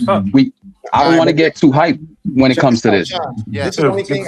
We should beat the bad teams. The only pushback I give you, because I actually agree with you. But the only thing I'm saying is, put your Vaseline on. How many times are we going to say that every single game? This is the team. This is it. This is what you got. This is what you're working with. The front office failed. So now that you got this team, what we gonna do? Just keep saying every single game. We don't have we have to find a way to overcome, man. Because sometimes it ain't about your names, man. It's about the Fever are a bunch of talent. They're not a team, bro.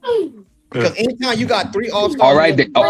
Hey, dry yourself out good. Put your Vaseline on. So you just said they're not a team. Part of what you said, Sean, was effort, and that's the main word that you said was effort, bro. Yeah. Because if we go to Atlanta, like you saying, I mean, Pow hit us 3 of 3 from 3. She 5'9". Jordan Canada had her way. She 5'6". So I mean, it's not all just size and what you know what I'm saying. Like I hear what you're saying, and it's true. But I mean, they not stacked with bigs, man. I mean, they got Angel at 6'4" and Okada at 6'6". That's it. And Oka too. She's tall too. Wait, Brent, 6'4" and 6'6", but that's it. Yeah. Hey, who has? Hey, everybody talk about Angel Reese, right? She was a big laughing, joke, laughing. Everybody talk about Angel been balling lately. But I'm gonna say this. But Brent, it just felt like they weren't prepared. It felt like they didn't know exactly what they were doing on defense. Bro, some of that is attitude, bro. You know, Angel Reese, I would love somebody on the yeah, but some of it is coaching too. Let him finish. Her attitude. If we had somebody with Angel Reese attitude, bro, this MHA, you seen her tonight? Heinz Allen, but for the people who don't know the meaning of the word, that is a dog. That's Big Swole. Oh yeah, that's Big Swole. Big Swole. She went up to Alyssa Thomas and basically told her, punked her, get it popping if you want. I ain't the one, and she was I was kind of proud of her. I was proud of her. Go ahead, Private. It's on you, man. Hey, after Private go, I'm gonna change this topic because I'm tired of talking about Stephanie White. This is the team. I want to talk about what we got to do to be as successful as we possibly can. Because Steph Curry. You want to move I don't believe Stephanie White going nowhere. I don't think Taylor Clark going nowhere. So we'll talk about that after Private go and okay. Being that the horse has been killed multiple times, I won't go into all the stuff I had on what you call. But I do want to bring this to Brent. I do want to bring this to Brett, and this is in all honesty, and I seen it in the chat too. Yeah. I didn't know who Kelsey Mitchell was until I came here for CC. I didn't know. I didn't know who Asia was. None of these players. Yeah. There's a lot of people. Okay, I guess you're right if you're saying it from the standpoint of like not really knowing women's basketball in general. But people who know women's basketball clearly knows the person who was number 1 in the NCAA before someone else took it. You know what I'm saying? So it depends on what type of fan you are. That would be like me being disingenuous saying, well, I didn't know who the top hockey player was until I first went over there because it was a black player. And now I know the Russian player. I mean, you know what I'm saying? So if you don't really know the sport, then of course you could make that comment. But for those who know the sport, they knew these players, man. That's all I'm saying. Right. Yeah. You know, that's where a general statement versus a statement that's distinguished from another fact makes a huge difference. That's where nuance, remember I keep harping on it, life is nuance. Blanket statements don't apply. So that's where we get caught up in. Oftentimes we use blanket statements to cover everything when, as you just explained, there was a nuance. So I get where you're coming from there. Hey, real quick, private. I'm sorry. A word from our sponsors. Hey, a lot of people didn't know who Kelsey was, but that don't take away from the fact before they knew who she was getting buckets. Exactly. So now that we know who she was, we can go back and watch before, and she been getting buckets without CC. Correct. You know what I'm saying? But go ahead. Go ahead. Yeah, because as far as scoring, because I had to go back and do my research on her. Of course. She was number one at one point, then Plum, and then CC. So she was getting buckets in college too. Yeah, I got you. Other than that, everything else I got on my list here has been covered, so it's no use to repeat. All right, cool. So let me go ahead and change the topic real quick. He said, I want to know. Let me set my the turn. stage. Let me set the stage. let me set the stage real quick, so we don't get off topic. Unless the Indiana Fever make a trade, which who they gonna trade? I don't think they're not trading. Okay, hold on. One thing I do want to bring this up is very, very important that we have that in our mind when we make considerations of certain statements. CC is in a catch-22 position. She has opposition all around her. First of all, she has the league because of her. She's not black. She's not gay. She's not with the agendas. So that's strike one. She's also not part of the big schools. You know, she's on the outskirts of that too. That's number two. That's a big factor. Number three.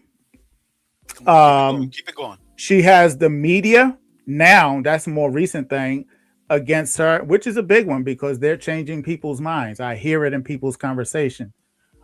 People are very easily influenced to sway with narratives. That's unfortunate because that's telling me people are not thinking or critically thinking. Furthermore, she does have issues with her coach. That's undeniable. And some of the players. So when you look at her, she's surrounded by everything. And then there's the issue of powers that be that we don't see, that has a great influence of what happened generally in our daily lives.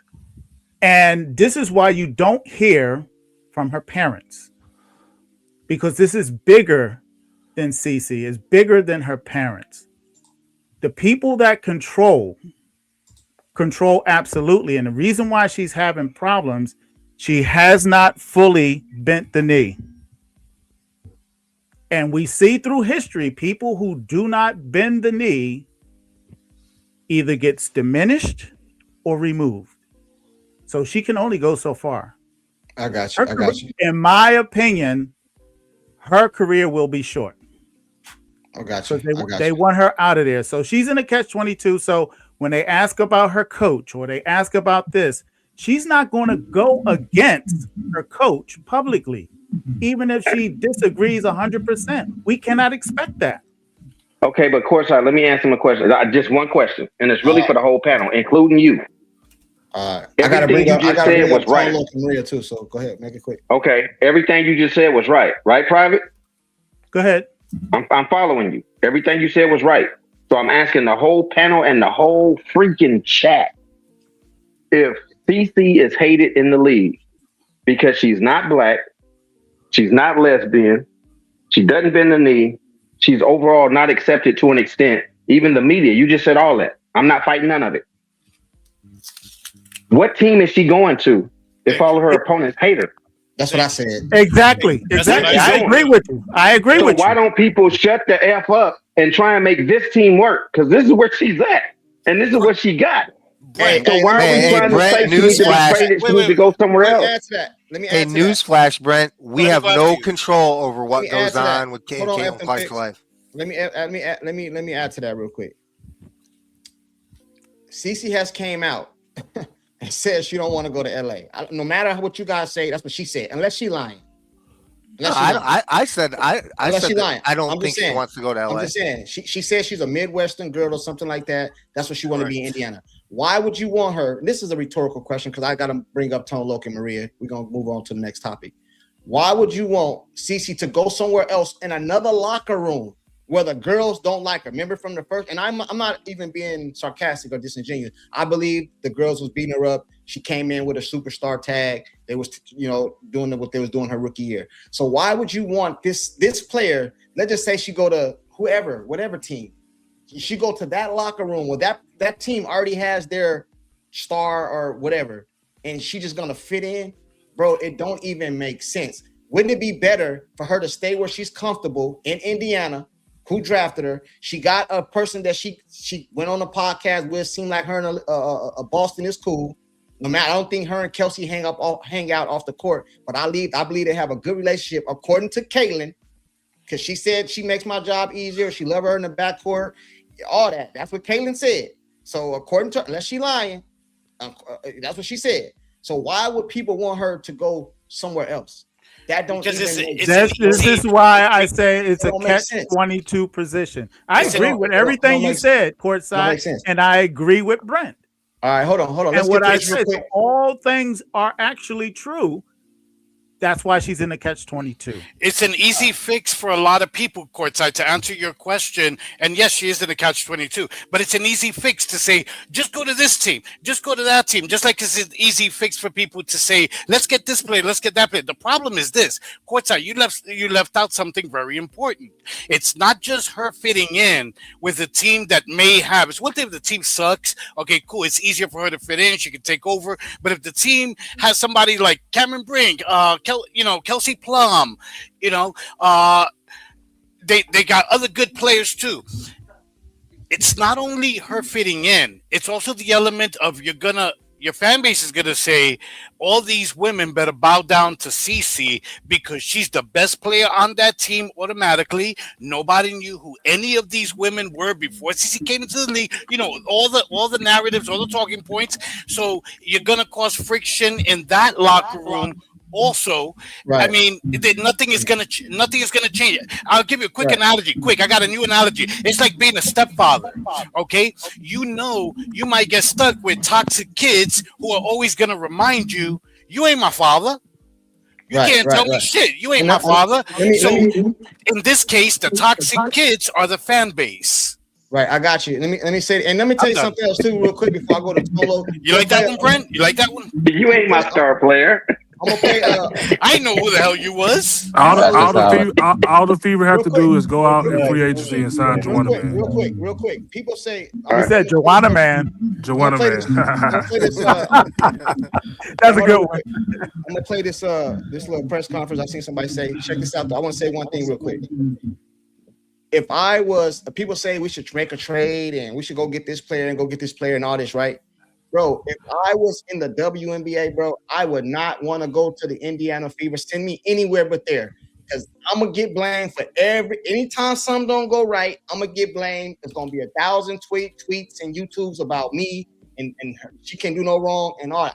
Who wants to go to Indiana, bro? Nobody. Courtside, you can't. I don't think that's true. Wait. I disagree. I disagree. Courtside, you can't tell us what you're doing in WNBA without telling us what your name would be. Bro, you got a woman on the panel. Jane Doe. I would not. Nobody wants to go play over there with Caitlin, bro. Why would you want to go play for the player that you hate? Don't even make sense. Hey, but I'm gonna play this real quick. Then I'm gonna go to Tone Low. We got a woman on the panel. Híjole. Hey, Pete, don't be an asshole. Good hustle. My teammates. Beachy way.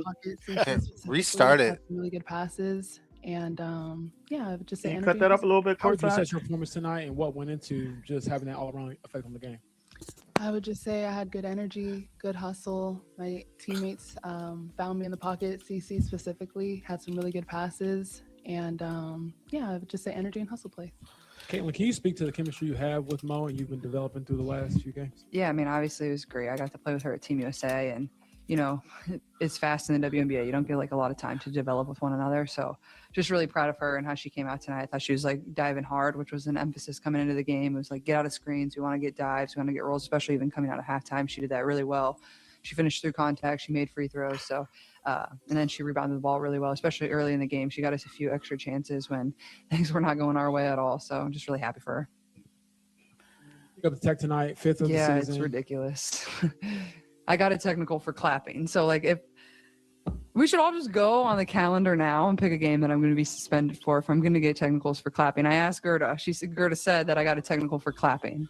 So if any technical should be taken away, it should be that one. If it's truly for clapping, that's what they said they gave it to me for was for clapping. So it's just ridiculous. I don't understand it at all. So even within that though, how aware do you have to be of the 8 technical fouls? I mean, I'm going to play with emotion. I'm going to play with passion. And if they're going to give me a technical foul for clapping, then so be it. That's their choice. And the league can come back and review that play, and I'd love to hear what they say of the reasoning of why I got the technical foul in that situation and why other players on their team didn't get a technical foul in that situation. If anything, split it. Okay, fine. Everybody gets a technical foul.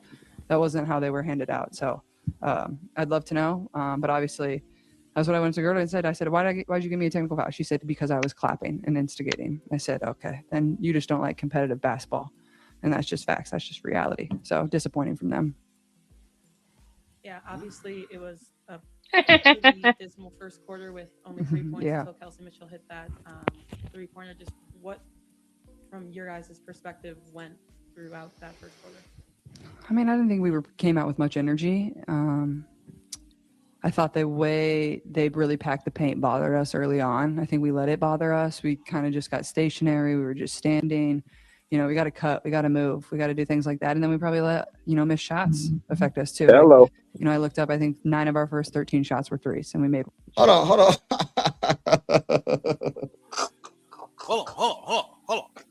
on. I think I could have just said that, man. We missed shots. Hey, P and everybody up here, she lying.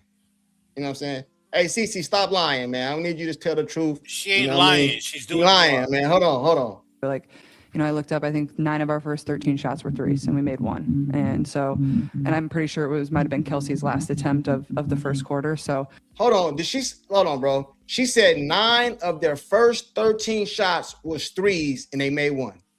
Yep. That's coaching, right? That they missed other shots. Bro, you got to be true. This is the part I be saying, bro. Like, I best coach, I'm not saying that, but everything on her, hell nah.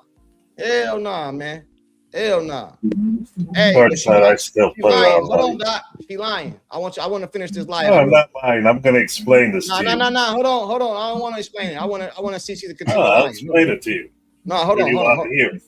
Hold on. I'll let you talk in a minute, man. I want to get finished letting CC lie real quick.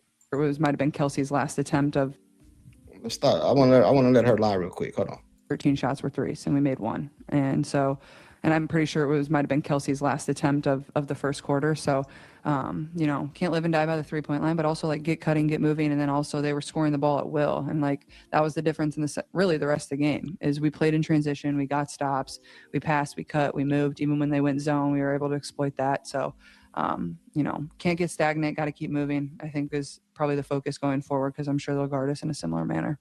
Then just what was the message from Steph or just in the huddle in general after that first quarter for you guys to come out with 35-point second quarter, 30-point third quarter? Good question. Challenged our energy. We just came out a little flat. I think we let our offense dictate our defense. Shots weren't falling, so we were kind of on our heels on defense, not bringing as much energy. So yeah, she just challenged us to wake up. Damn, I want to see that answer. From both of your perspectives, what kind of turned in that second half once you established a really big lead, started playing better, that kind of led to the kind of kerfuffles going on between the two teams there? I think hustle plays really got us going, kept us in it. Second chance points, being the first to the ball, diving on the floor, just that brought energy, that brought like a spark to us that we needed. Mm-hmm. Mo, where does your calmness come from? How do you stay even? Because I feel like you're like the calmest person on earth, even when things go good, bad, whatever. Where does that come from? Yeah, I meditate a lot. Just meditate. We do box breathing here and different breathing techniques. So just trying to keep that in mind and just stay even.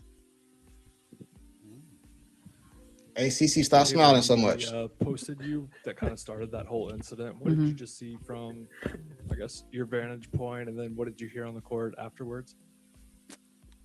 I thought it was just an arm entanglement, I guess, and I thought it was fine. Like, whatever. Like, I don't think initially there was technicals handed out for that. I guess I think it was maybe the scuffle that ensued between both teams after that. Honestly, I don't remember hearing anything, either specific words, but I don't know. I appreciate having my back. You know, it's nice to have a teammate like that that's always going to go to battle for their teammates. And, you know, I thought we did a good job of refocusing and trying to, you know, obviously they called everything from that point, which is kind of what they have to do to be able to control the game. So I don't know how long the fourth quarter was, but it felt really long. So. Sorry, have to also ask, did you ask to go back into the game with like 2-ish minutes left, or? I did not, no. Why did you go back in? I guess you can ask that. I don't know. That's it's stupid a 12-point question. game at that point, but yeah. You can ask Steph. I don't have an answer for you. To win the game, I guess? It was a stupid substitute to win the game. You were up by 12. Come on, stop. Mm-hmm. It was a stupid substitution to take her out and put her in with 156. I forgot to mention that. That stuck with me. That was stupid. If you're going to take her out, they took her out at like 5:46, 5:06 of the fourth and brought her back in at 150. I would have just either don't take her out, you know, let her go. She was trying to get her 10th assist. Yeah, they were trying. Actually, I counted them, and I think they robbed her of one. Interesting. And to answer Cece's question, that whole the third quarter was about an hour and 26 minutes, and the fourth quarter was 44 minutes. So she is in line. Those were long quarters. You see how Cece characterized the scuffle, and she went the Jada Pinkett route. It was an entanglement. Just a question for you: Does Mo Billings not talk like the maid in the movie Get Out? She's like, no. Hey, check this out. I didn't see that. Hey, listen, Shut up, Pete. Shut up, Pete. I'm gonna go to Tone Loc right now. I'm gonna start with Tone Loc, but I want to set the stage. That was funny. I'm gonna start with Tone Loc real What's quick. that? Stop talking through my punchlines. I want to set the stage real quick. So let's just say that the Fever don't make no trades, because I don't really see what trade they can make. I don't know. Tawana, man, I told you that. I don't know what trade they can make. So they just say they don't make no trades, bro. Let's just say they don't make no trades. We talking serious here, Jada. Hold on. We do need a big though. If they trade, they're gonna have to trade somebody y'all don't want to trade, like a Sophie or Alexi. Real quick, sorry, man. I gotta go to Tone Loc first. But let's say they don't make no trades, and this is the team that we're gonna have the rest of the year. Tone Loc, what do they need to change? What they need to fix to go as far as they possibly can? I'm gonna go to Hold on, bro. I ain't gonna let you slide that quick, man. Come on, ahead. man. We just put that belt to the ass over the weekend, so let's start with that first. So, congratulations on your little win. Congratulations on your little win today, but y'all still trying to recover from what we did to y'all over the weekend. That's all it is. And then y'all had a long. Well, hold on. Then y'all had a long flight on Monday, and then nobody liked playing on a Monday night, man. Y'all came out. You missed a lot of shots. Who like playing on Monday night? I mean, none of the games really don't be too hype on a Monday. It depends what we're playing. And then you flying from Atlanta. You know, you're flying. You're just not getting home. And then you lost. So y'all came out, you know, y'all didn't come out too hot, but then y'all picked it up, you know, when Caitlin started shooting the threes, the logos. And then, you know, she got the crowd back into it. And that's how she feed off that energy. Then y'all started playing. It wasn't a perfect game, but you got to win on a Monday night. You should be happy. I got you. Hey, but I want to make something clear, Tone Loc. You was on the panel the day I came on when y'all beat us the first game. And the only reason I came on, I wasn't supposed to come on until today, but I came on so you could talk your stuff. But I had things to do. And I told everybody I was going to be gone in a few days. So I didn't run from you, bro. I wasn't running from Atlanta. I had already said I was going to be gone before the game. So. Oh, I thought you was in the Grand Canyon somewhere, man. Hey, Tolo be talking his doors, man. Yeah, I thought he was in the Grand Canyon, man. I didn't hear that part. Hey, Courtside, stop letting Tolo disrespect us, man. Stop letting Tolo disrespect. I'm trying to, you know what I mean? Hey, I want to let you know I ain't running from you, bro. Let them go, man. They deserve to win that game, man. They deserve to win that game. This is what happens when you take AB out the game, and then they got punched in the mouth. But I ain't gonna be on that long, and I'm gonna talk basketball about y'all game tonight in the trade you was talking about. But what I was saying though, before that, you was saying we little bruh, y'all the big bruh, y'all we the Clippers, y'all the Lakers, and all that shit. So I had to put it out there. And I said we probably beat y'all by 20 because there's more mental with Atlanta. But anyway, I'm done with that. We did what we had to do. Y'all still trying to recover. But as far as the trade, you don't have to trade somebody with value. It might have to be somebody like Raven, because I feel like Caitlin is in Raven way and Raven is in Caitlin way. I think Raven can go somewhere else and get some quality minutes. I think y'all need to trade with Dallas Wing. You still got Maddie Cetrus. What's her name? Maddie Sean. I'm Sean. You good with names? Maddie Seegers. I mean, she's a good spot of. She's a stretch yeah, four. She's a stretch four. And when she come in, she ball, but she getting benched. She's not getting her minutes because that Awa girl. What's her name? Awa something. Whatever her name is. Yeah, because Awak's playing, and truth be told, they don't need him, man. They got the best catch and shoot, player in AZ Fudd. They don't really need Maddie like that. So that's y'all stretch four right there. And then you also who was I said you probably can trade somebody like Billings because you can trade her for Billings if they want Billings. That's the thing that they won't. No one's gonna take that $800K for a role player. $800K for a backup for 2 years. Yeah, it ain't gonna happen, man. But then with Raven, I'm talking about with a Raven, you know what I'm saying? With a Raven, you can throw Raven. I was thinking more Lexi, maybe Sophie. Like they got some sort of value, but I don't know about I don't think nobody really want Lexi and Sophie like that. I mean, they can't really create the shots. Do we really feel like there's people gonna do any of that? Because everybody say the front office is competent, so I don't believe they're gonna do no trades. So I think it's gonna be this the rest of the season. That's why. Well, it is. I don't think they could. I don't think they could make any moves. Unfortunately, okay. So now that we know that, we know that, so let's go off that premise. Well, we got till July 2nd. They're not making no. That's the cutoff. Okay, cool. Let's just say they're not making none because we don't know none right now. If they make some, we'll talk about it. But they're not making none. So Tone Loc, being an op, you're an op. So being that you're an op, what do you think the Fever need to do to be as successful as they possibly can this season? Yeah, I'm gonna have to try to figure it out because this is a problem. I've been telling y'all for a long time. You don't everybody on it now. When I pointed this all out in doing preseason, you got a roster problem. You got 3-point guards on your team. So Raven, I mean, when she come in, you force her to play 3 or 2. She's not a 3 or 2. She's a pure point guard. And then you don't want to take the ball out of Caitlin's hand, and Caitlin really don't want to play 2. So that's the thing. Y'all ball out in the beginning because you got your 3 all-star on the court. But when it's time to sub, that's when it become a problem. Like when y'all took AB out against us, AB, I run the offense through AB if Caitlin don't want to run transition, you know what I'm saying? And then let AB do her thing down low, get people in foul trouble. You know what I'm saying? Then Caitlin can do her transitions when it's there. But like I said before, when it's time for y'all to sub, it's a problem.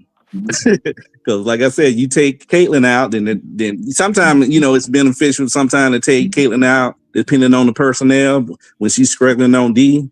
But sometimes it's hard. You shouldn't when you take Caitlin out, then you lose the game. You get what I'm saying? So what y'all need to do is I got a question for Tone Loc after he gets done. Okay. Hey, hold up, my bad, Tone Loc. Hey, shout out to the panel. I always enjoy these conversations, man. I hope y'all have a good night. All right. Good night. Peace be with you. Yeah, I think it's just kind of hard to sub with y'all team. Y'all gonna have to do something, man, because nobody else can create a shot but Kelsey. But you gotta think about it. Kelsey only 5'8", so she gotta do her dribble. I don't know how tall y'all are on the panel, but if you 5'8" and you got a 6'2", anywhere from a 5'11", 6'2" playing you gotta do some dribble to create your space so you can get your shot out. Because when she get a shot off, it's deadly. And then she can, she's fast enough to get around you. That's her game. She can't really shoot over 2. That's why it takes so long for her to get her shot off because of her height. But she's good at what she do. And then with Boston is the beast down there. So if you just go down low to Boston can, she get in the rhythm down there, either she's gonna go to the foul line or she's gonna score. And that slows the ball. I mean, it slows the game down because if you want to constantly run transition, and not throw the ball down and not slow the offense down, you're going to get into a fatigue problem and it's time to sub. And you don't have the right personnel to sub the right position because you only have 1 2 guard and 1 5. And it proved to y'all that KK can't play the 5 now way Angel Reese was dogging her down there. I thought KK was a little better than that. I thought maybe she can play the 5 even though she's the 4.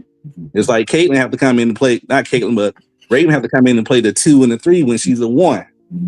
And then Kelsey don't know how to play the 1 because she's not really trying to pass. And Caitlin don't really know how to play 2 because she don't like playing off the ball. So yeah, I mean, it's hard. Y'all just gonna have to figure it out some type of way. I don't know. I got you. Tone Loc, can I ask Tone Loc a question? Go ahead, please. Okay, Tone Yeah, go Loc, ahead, Marie. because you've heard me several times talk about redundancy.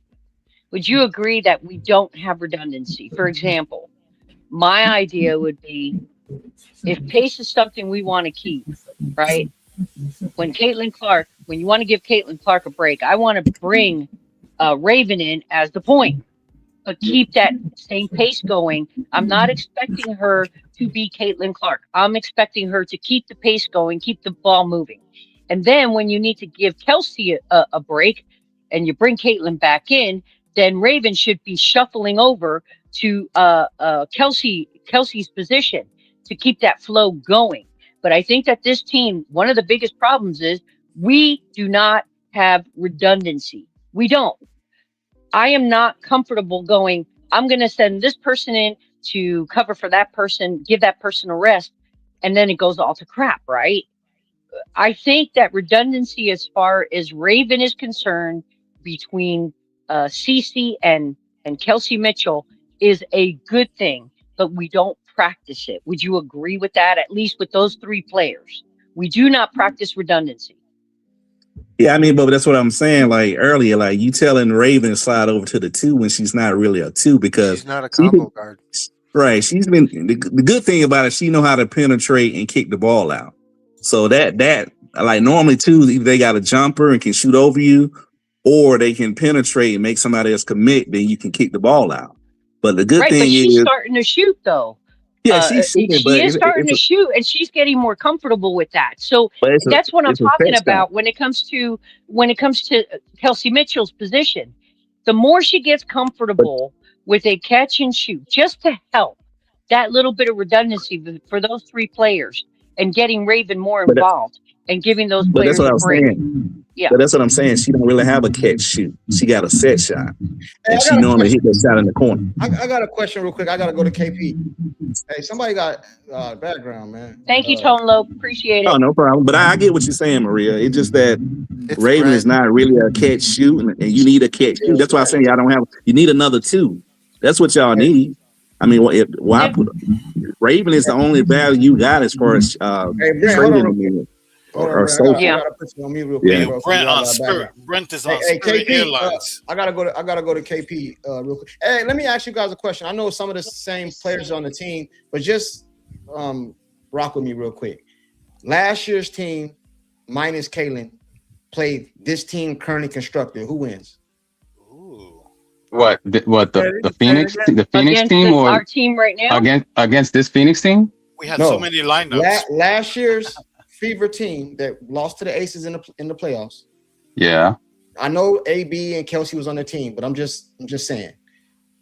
Minus CC, and you put CC on the team this season. So that team versus this team, who do you guys think wins?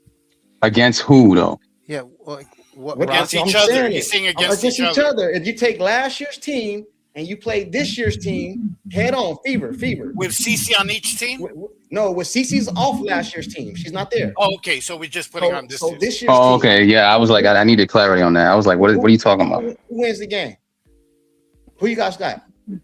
Who's like coaching courtside? Which team? Everything the same, brother. Last year's team, CC wasn't there. The last year's team versus this year's team. I'm taking last year's team.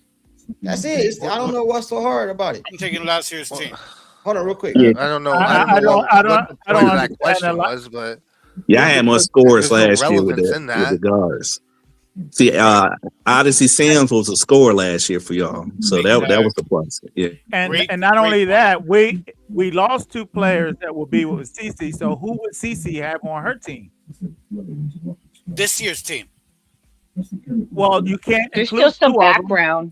So what? We're in the negative zone. We're playing in limbo, playing 2 people of each. Yeah, like this is. Last year's team was better. Last year's team was better. You ain't never watched The Matrix? because if Kelsey and AB is on last year's team, they can't be on this year's team to play. Yeah, they can't. He's just saying literally asking even if they cancel each other out, he's saying what's left. That's what he's saying. I mean, literally, if last year's team played this year's team, then fine. You would just say AB and Kelsey cancel each other out. But what's left? What would they do? That's all I'm asking. Why are we making it like a big thing? If a train leaves Kansas at 9 a.m. going 40 miles an hour. No, so I'm asking. I want you guys to answer the question. Last year. I just told you. If I'm gonna keep it real, last year's team is gonna win. It's a real simple answer. Last year's team is going to win. Hold on. You guys are talking over each other. I can't hear. Believe it or not, no. So who wins? Who wins? No. Last year's team wins. We don't know because it's a supposition that cannot be duplicated. So I know, but I'm just asking. We could get overly analytical, Mr. Private, or we could just have fun in the chat. The reason I'm saying what I'm saying, because y'all know how I have talked all year, is because last year's team could make a stop. Exactly. You guys glaze over the fact that that team barely made the playoffs, man. They squeaked in. I mean, barely. By the last 3 games, they could have been eliminated. But I don't know why that matters, man. I don't know why that matters. I don't care. I mean, there's 8 teams that make it. I don't care if they were the 8th seed. Why does that matter? It ain't how you start, it's how you finish. Bro, I've seen multiple teams squeak in and win. Bro, the Giants Eli was a Manning. wild card. Thank the Giants made a wild card and went right, the 9-7 Giants beat the undefeated team, man. I mean, it don't matter. I seen the New York Knicks get in the AC, go all the way to the championship. They lost to a Patrick Ewing, Tim Duncan in the championship. Exactly. Patrick Ewing, yeah, that 99 team, man. They Sprewell, Allen Houston, I think Chris Childs, Kwame Ward. Yeah. What are you talking about? Larry Johnson, Marcus Camby, Kirk Thomas. I mean, we ain't even got to go back in history. Look at the Knicks this year. I mean, they were like 20 games below San Antonio, and it didn't matter. But they would have better. They would have better team throughout the whole year. They beat them they beat them twice in the cup, and they beat them in the finals. So I'm like, KP, what's up, KP? What you got on? What you think the Fever got to do to be better, KP? What do I think they got to do to? Yeah, because they're not. I don't think they're trading nobody, bro. I don't think Stephanie White's getting fired, bro. I don't think Kaylin is getting traded or none of it. It might, if it happened, it happened. I'm not saying it won't. I just don't see it. You know what I mean? So we got the same roster. You know what I mean? I think we got one of the top big threes in the league, in my opinion. Yeah, top 5. Well, if you go roster, top 3. Hey, I know we on this panel, but did y'all know that Giannis got traded? Did y'all know that? Yeah. They gave up a lot. I didn't know. Okay, somebody run it down. Run it down, because I don't know. Did he go to Miami finally? Miami? Yeah. Miami. KP. Not San Antonio. What's up? It's Who did they get? Yeah. My bad. It was something about Who did they get? Hold on, man. Y'all can listen on KP. Yeah. So let me first say that game. Hello. Let me first say that game was rough to watch at the beginning. I'm not blaming Stephanie White for it. They were just missing shots. I enjoyed the game. I enjoyed, them caring about the game, not laying down and coming back. I'm gonna give Stephanie White credit for taking Cece. I forgot when she took it out, and then she put it back in the second quarter, and it was go time from there. As far as, look, you only can play with what you got, right? So everybody just needs to get better, and they need to play some inspiring ball, like how they did today. Everybody needs to be a superstar in their role. Ultimately. I ain't with all the philosophical, whatever that word is, all that other extra stuff. They just need to be a superstar in their role, because you only can play with what you got. I like that. Be a superstar in your role. I like that, KP. I like that, KP. But when they play teams that are actually tough, when the going gets tough, wait, let me not saying that they should. Let me say something about that. Let's get to the smoke, bro. Hold on. This is cute, but come on, what are they gonna do when it's time? So let me. I'm glad you asked that question, because that just made me think about earlier. I think you was talking about them not playing. They beating the good, the bad teams, but not the good teams. It's still early, right? Still chemistry. But here's the thing: everybody that they play, they're gonna get their best shot. Y'all got to remember that. Whether everybody, we literally say that every live. Yeah. So for me, you're supposed to beat the teams that are bad, but at the same time, those teams, just like in any other sport, in college, definitely, everybody is the Fever's rival. in the WNBA, Exactly. which has probably never happened. Nobody likes the Fever, and even the ones I say you got the ones that's jealous, right? And you got the ones that, let's just say the ones that's jealous and don't respect CC or and the Fever, whoever, and then you got the ones that are they respect them, right? So the ones that are jealous, of course, they want to win because they want to, they jealous. They want to be like, oh, this is me, blah blah blah. But the ones that respect them, they're looking at it as, oh shoot, we about to be on national television. Let us show our skills. Let me show my skills and show that I'm that. Clout So chasing. everybody's Clout chasing. no, that's not clout chasing. Well, a form of clout chasing. No, that's being competitive. No, that's but what's I used the wrong word. That's what you're right. They picked their game up. Pete rage baiting. He rage baiting. But what's Vegas got to prove, bro? Like Vegas, let's be real. Vegas is established. They don't have nothing to prove. What's there to be jealous about with the Fever? They got nothing to prove. No, they do. I disagree with that, Sean. Pete, they proven the model. They've done the work. I get it. So this. Let me answer that. And this is my opinion. This is my opinion. And to an extent, you could say that, and to the same extent, you could say the same thing about New York. Stewie, Sabrina, Jacquel. Like Jacquel's a former MVP of the league. Stewie, we already know her accolades. So let me answer that.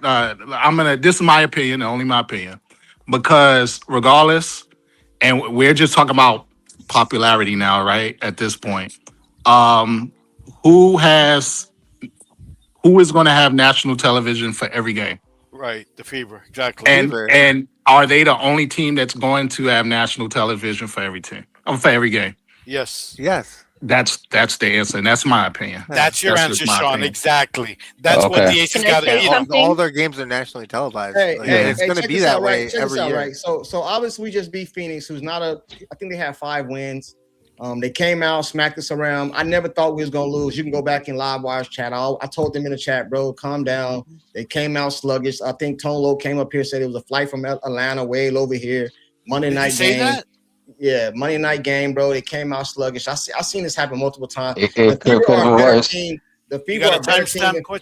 The Fever are a better team than Phoenix. I never thought they was gonna lose that game. Now that would have been in the fourth quarter or something, maybe time run out. But it was in the first quarter. We got all this time. They're not up by 30. And they were just missing shots. They're just missing shots. You know what I mean? And then I even in the live in his channel, I was like, I know what's about to happen, bro. It's bad, bro. But look how much points they scored. Phoenix. They didn't score that many points in the first quarter. Yeah, like that's true. Courtside, you saw my text I sent you. We did. But the point is that they were missing shots, but they were still playing really good defense. That's the point of that. I got you. So we play Phoenix again, right? In Indy, right? Yeah, in Indy. Okay, we play Phoenix again in Indy. Do you guys believe the outcome's the same?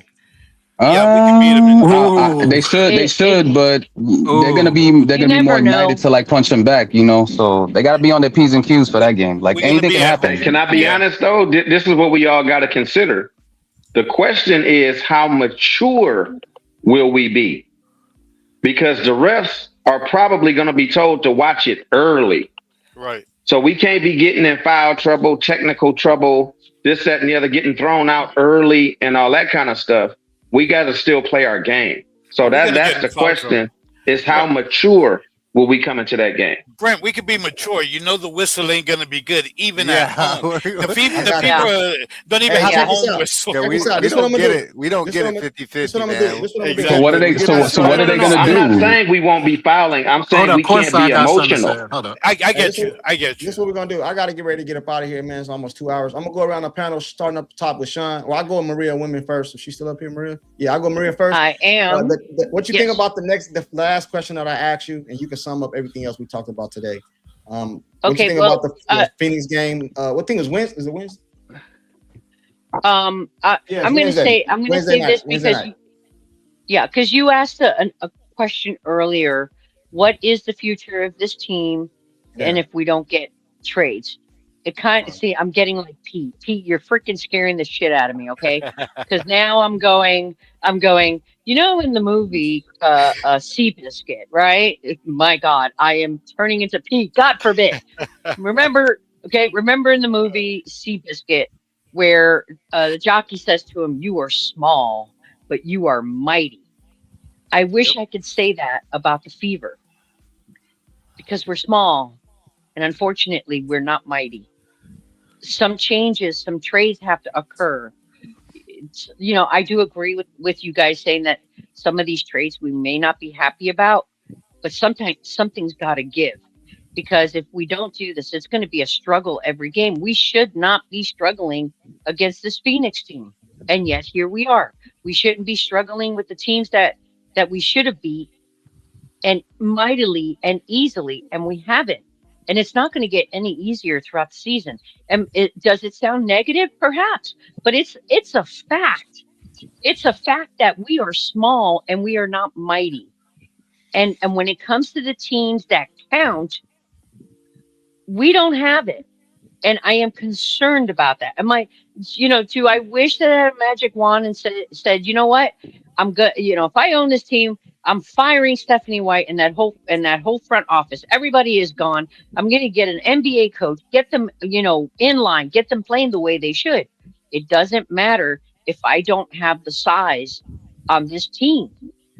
When I think about the other teams that we have to play, and a lot of us in here are not saying these things to be negative. It's just the fact. And something has got to give. Hey, Maria, I have yeah. a question for you. What team, Yeah. and I know there is some, but I'm asking you, what team do we lose this year because of size? What team do we lose? Okay, What team do we lose to? The reason we lost is because of size. Okay, I can definitely see Vegas. No, we ain't played Vegas yet. We ain't played Vegas yet. I know, that's what I'm about saying. This season. This season right now. Teams what we teams played. we lost to this season? Oh, teams that we have played. Okay, hold on a second. Let me. Okay, got you. Let me dig in. Let me dig into my 62-year-old brain here. Check off the top of my head. I can't. Hey, Private, help me out here. I'm having a brain fart. Okay, Private, pull out your notepad. But I'm still. I am still gonna. Hey, you better get mad at him like you got mad at me. What? New York. So I'm. Okay. New York, no, for he's sure. saying teams we haven't Atlanta played twice. yet, and I'm. Don't feel bad, Maria, because the answer is that there isn't one. Don't feel There's bad. none. That's what my point. No. Listen, it's like right there. Wait. Courtside, you asked me a question, but you ain't and I'm just trying to remember. I'm just trying to remember, and off the top of my head, I can't remember. Nah, get the fuck out of here, Courtside. You know I love you. Don't even start with me today. I'm trying to help you. I text you. I text you privately and wished you a happy Father's Day. Don't. You did. I appreciate it. Yeah, you did. Okay, hey, but don't, let me don't help start you. with Since I like you, Maria, let me help you. The answer is none. If you are in your 60s Bullshit. and experiencing memory loss, there is Hey, Pete, chill out, Pete. Shut Come up, on, Pete. man. Bro, the Shut answer up, is Pete. none. The answer is No, none. No, we have struggled with them, and if you don't think it's going to get any better, I'm sorry. No, we're in for a rude But you awakening said because that I'm the looking. reason we lost, the reason is because of size. We have, in my opinion, I said we are struggling. Did I not say struggling, or did I say lose? You said that our What does- problem is what we're does big, struggling we're mean? small. You said we're small. That's what you said. We are small. Bro, We are haven't small. lost a game this year because of size. Okay. So this is now an interesting the argument. big kids are coming. Okay, now the big kids are coming. by Right? every team. But that's okay. Courtside No, funny, that's okay. man. But you know what? I want to wish everybody a good night. And again, all the papas out there, happy Father's Day. Courtside, I'm not worried about right now. I'm telling you what we're going up against is going to be quite interesting. She's Okay, looking I got forward. you. I got you. She's I looking got you. forward, yeah. I got you. I'm gonna put you in the back. Yo, Shut up, Pete is a troll, man. Cállate la boca. I'm going to He's bail always out. got- I'm going to he's- bail out too. I was I'm gonna say good night, All right, everyone. good night. Good night, All right. everybody. What was that? What was that, Pete? I was Good night. defending you. Yeah, Hey, go ahead, sure. Shut up. Who's next? Sean. Yeah, man. Maria says she gone. Hold on. No, Maria. No, I'm here. I'm here. Okay, go ahead, Sean. Yeah, I know we didn't get a chance to talk about it because you didn't go live for that game, but go ahead. the way Caitlin played in that game against Atlanta, particularly that first quarter and a little bit into that second quarter, like the heater that it's not only the heater that she was on that I personally loved. It's the way she was attacking the basket and the way she was getting to the basket at will. I'm not even trying to speak in hyperbole. I feel like to a degree, she's figured out how to score on a second level more proficiently than she has, let's say, the past like 2 years ago. The way she's getting to the basket, I'm impressed. Like she did a shot that I've never seen her do ever. The scoop, I was like, who is her strength coach that's like teaching her that? Like there's some things in it that she has never pulled out of her bag before that I saw. So I'm highly impressed with her, like doing that. I feel like her game is only going to get better if she just keeps at it. Because she averaged she was 13 points in that quarter. If she had kept that pace, she would have had 40. So, and you can just tell when a player's on, and she was on that path, I felt like in that game. But, tonight she damn near walked to like a 25 and 10 double. If she would have, they would have kept her in the game longer if she didn't get that tech. I like the way she played. Overall, I just want to see more effort from this team.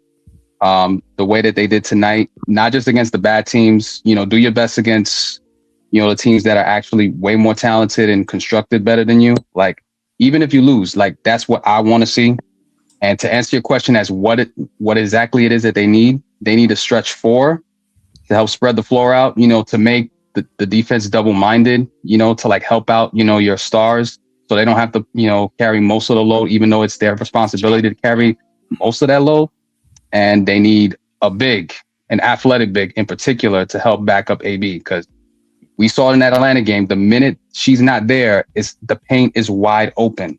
Like that 60 points given up in the paint, that's glaring. You can't just ignore that. That's why against the best teams, I'm sorry, like it happened against the Sparks, and that team is not that good. So, and they almost lost that game. Like, I don't like the fact that we're just ignoring the big thing, and you've ignored it a couple times, when we've had a couple of these lives. We can't just ignore that. It's there. And I feel like until it's addressed, nothing's really going to change, in my opinion, if you want them to compete against the hierarchy teams, like the teams like the Minnesotas, the New Yorks, the Vegases, even Sean, the high. Hold on. Hey, John R. He said, I dropped the link, bro. What are you talking about? Hey, Sean. Anybody can come up, KP, bro. go. Hold on, real quick. Because he said I only let certain people up. That ain't true, bro. I let everybody up. That's not true. I let everybody up there. The link, I've been dropping the link. I don't know if this is Ivan. Nah, bro, this is Ivan. What's his name again? You said John who? Who is it? John something.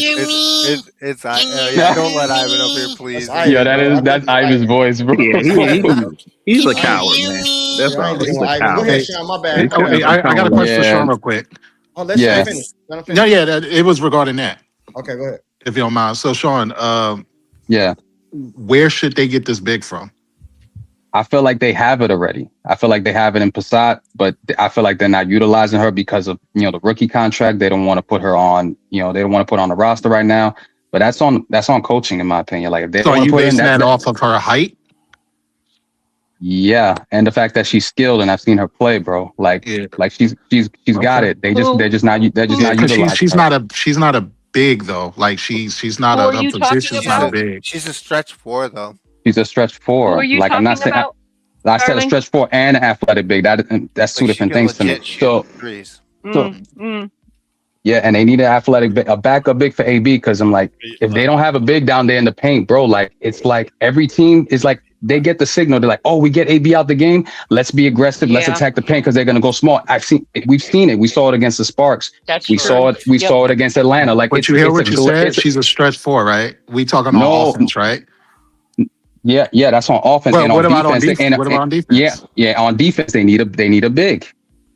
No, that's what I'm asking is who. Passat's not.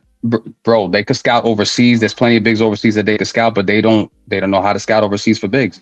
Like, they're there, they're just not looking, bro. They are there. Yeah, they're there. Look, that's not an excuse. They've done a poor job of scouting overseas. They could utilize that. If no team is gonna come, if no player is gonna come to like help out the Fever due to like the Caitlin thing, why not go overseas and help yourselves out? But if they're not gonna do that, that's entirely that's their responsibility. They got to take accountability on that. Hey, but hold on. Okay, see, Sean, now you cooking. I've been waiting because I wrote that down. Bro, hold Yeah. on. Now you cooking, Sean. Yeah. Because what I put on my notebook, which I ain't gonna get to because you because just the said players it. got to be willing to want to come over. I was saying, are And trades then, realistic? you know, Who's these going teams to help us overseas, they're win? like on contract. Hey, bro, y'all talking over each other, bro. It's Oh, I one at a can't hear. time. My bad. I can't hear Yeah, anybody else. My bad. I Let heard Sean what finish. Brent I'm said. going around the panel. Yeah, Everybody let gonna get a Sean chance. finish up. Everybody Yeah, gonna like get a chance. to me, those are the two glaring holes that they need. I feel like the athletic big for defense and the stretch four for offense. I feel like if they don't have that, like it's gonna be rough. Like throughout this entire season, you're gonna see some wins, you're gonna see some losses. Like even against the bad teams, like it's gonna be rough. I mean, CC, you know, Kelsey and AB can only do so much, and I feel like it's eventually gonna hit its toll. You know, towards the end. Like to me, at best, this team is a 7 or 8 seed. At best. Were they big? Were they really big last year? Were they big last year? No, but I just feel like because of the way certain teams are constructed, the really good teams, you're gonna bump into one of them, and you know, in the first round, just I mean, based it's on your all about seeding. matchups at the end of the day. It's all about positioning. Yeah, like, I feel like if they face New York, it's gonna be rough. If they face Atlanta again with Bree Jones back, because she'll be back by then. Like AB's gonna have a rough time going at her again. Like Yeah, but it's New gonna York, be one of the thing, those. New York is big, but New York is slow. Hey, hold on real quick, man. We gotta let them But finish. that's all. My bad. Nah, it's good good, but combo. it's good. But we saw what happened to them in that game when it got physical. So Hey, go ahead. Go ahead. Sean, you done? I know. yeah, I'm good, bro. Like, all right, go ahead, Doc. It's on you, Doc. All right. They can win on Wednesday if they survive the surge that Phoenix is going to bring with them. This is all about using your head. Biggest problems this team has is one, Caitlin is the general. The whole team basically goes up and down, and Caitlin has to be the steady player. She has to keep always attacking the basket, keep distributing, get back to what was working out over the week. Second problem is that the enemy within will always be there. The fever players, it's not the fever players against themselves. It's the fever players against their coaching staff and their head office. The fever players are like the average black man trying to appease LaQuisha. You can't appease LaQuisha. You want LaQuisha to be happy, you want to give her gifts, but you can't appease someone who would rather lose their way than playing to your strengths. Strength number one, the pick and roll. Strength number two, actually running the back to the basket.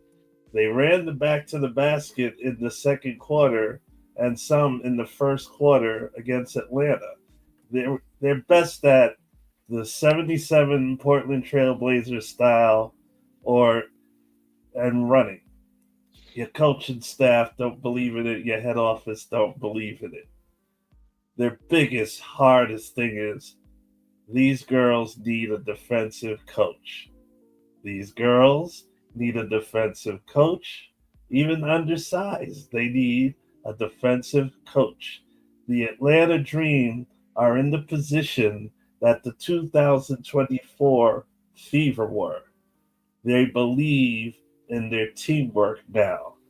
Now they believe in their transition game. That's a runaway train that you have to get back in their head. They're not playing as individuals no more. They're moving the ball. They're taking advantage of the turnovers. Caitlin made 7 turnovers because someone couldn't stop over coaching. You gotta know when to let up. You gotta know when something was working. Don't change it. The reason why they came out is Caitlin did not lie. You put up like 9 3-pointers. Nothing went to the basket. No one cut to the basket. The first game against Atlanta, no one cut to the basket until KK Timpson was substituted. When does Stephanie White learn the logic of the most terrible coach that Fever people hate, Christy sides of, what I'm doing doesn't work. Maybe I gotta just take a chance. Then you can get credit. But they could probably win by hopefully 8 points or more. I'm done. All right. I'm just trying to go in order. Who the back say? F them Hey, picks. I think he took some Flintstone vitamins. He sounds a little more lively today. F them picks. It's on you, man. I know, right? We should win this game. I mean, they're a bad team. The Mercury is not a good team. They don't have good players. They have a worse roster than we do. That's saying something. The Sparks are playing. They're back to 500. They worked their way back from the bottomless pit back to 500. So that'll be a good test. And then the Aces after them will be a good test, a real test, another real test. Like I want to see how we fare against the. Like we beat LA early in the season pretty convincingly. So I'm not really worried about the Mercury. Like we should beat that team. I think it's more of like a testament to the coaching staff if we lose that and the players. But LA and Vegas and then LA again. Those will be good games right there to gauge off of. Like, can we string some wins together here? Like remember we had the 4-game winning streak, dude, against bad teams. Well, now we're gonna go up against 2 middle of the pack teams. We're gonna go LA twice. Vegas will be in the middle of that, and Vegas is a top team. So how are we gonna fare over those 3 games? Like, are we gonna revert defensively? Like the Mercury don't have a good offense, man. Look how and did we play good defense against them, or are they just that bad? The questions will kind of be answered over those next 3 games. That's right? true. That's They're true. just that bad. Hey. The question Mercury is pretty bad, man. Everyone puts belt to ass to them. Hey, F them picks. Before I go to Brent, we're not gonna learn nothing in these next couple games, bro. I'm just gonna keep it real with you because no matter what happens, win or loss, we know what the narrative gonna be, bro. Let's be honest. You know what I mean? Another thing too. I'm trying to talk basketball here, and then you're going into media narratives and everything. No. I'm not. It's not a media. Come on, man. You're just as bad as the people making the narratives when you do that. No. I'm just saying. Because I wanted to dead. But I got a question though, real quick. Who's the best? The Fever in the East, right? They're in the East, right? Yes. Who's the top team in the East? Is it New York? Yes. No, on the East, no. Minnesota's in the East. Atlanta. I thought Minnesota was West. Atlanta is number 1 in the Fever's my bad, Atlanta. Yeah. in the Fever's conference. So Atlanta. Then it goes New York. East. Then it goes Indy. Then it goes Washington. Minnesota is in the Western Conference. They're in number 1. Then it goes Vegas. Then it goes Dallas. Then So is the WNBA? I'm asking this to him. I don't know. I'm asking. Is the WNBA like the NBA? The East play the East, and then the East play the West for the championship? No. They cut. It used to be in the beginning apparently. Yeah. But they had to take it away because one of the conferences got too overpowered and was just destroying the other conference. And so teams that were like way over 500 were like getting knocked out of the playoffs by teams that had like 10 wins on the season. Well, it just basically go 1 play 8, 2 plays that type of situation. Right. Yeah. Okay. I got you. Yep. I got you. Just like that. Hey, Courtside. Just like when the are you NFL going format. to the game? Brent, When are you going to I think the 9th. game? I think next week. I mean, Of July. Okay. Which one? Okay. Which one are you the guys 9th. going to? I'm going to the Phoenix game, right, or something? Yeah. Right. Phoenix. The guy that was just up here, Ocean. He's still up here? No. Ocean Two Stacks. He invited me to go to the game. That'll be the last game. Boy, he was mad, dude. Hey, we supposed to link up before the game and stuff. Hey, Brent, it's on you. I think Brent's next, right? Hold on. Yeah, he is. Yeah, Brent, it's on you, bro. All right. I'm gonna be kind of brief. Like I had told Sean, I already kind of touched on it because that was what I had wrote down. Was our trades even realistic? Because who's gonna help us win a championship? So a trade has to be mutually beneficial to both teams.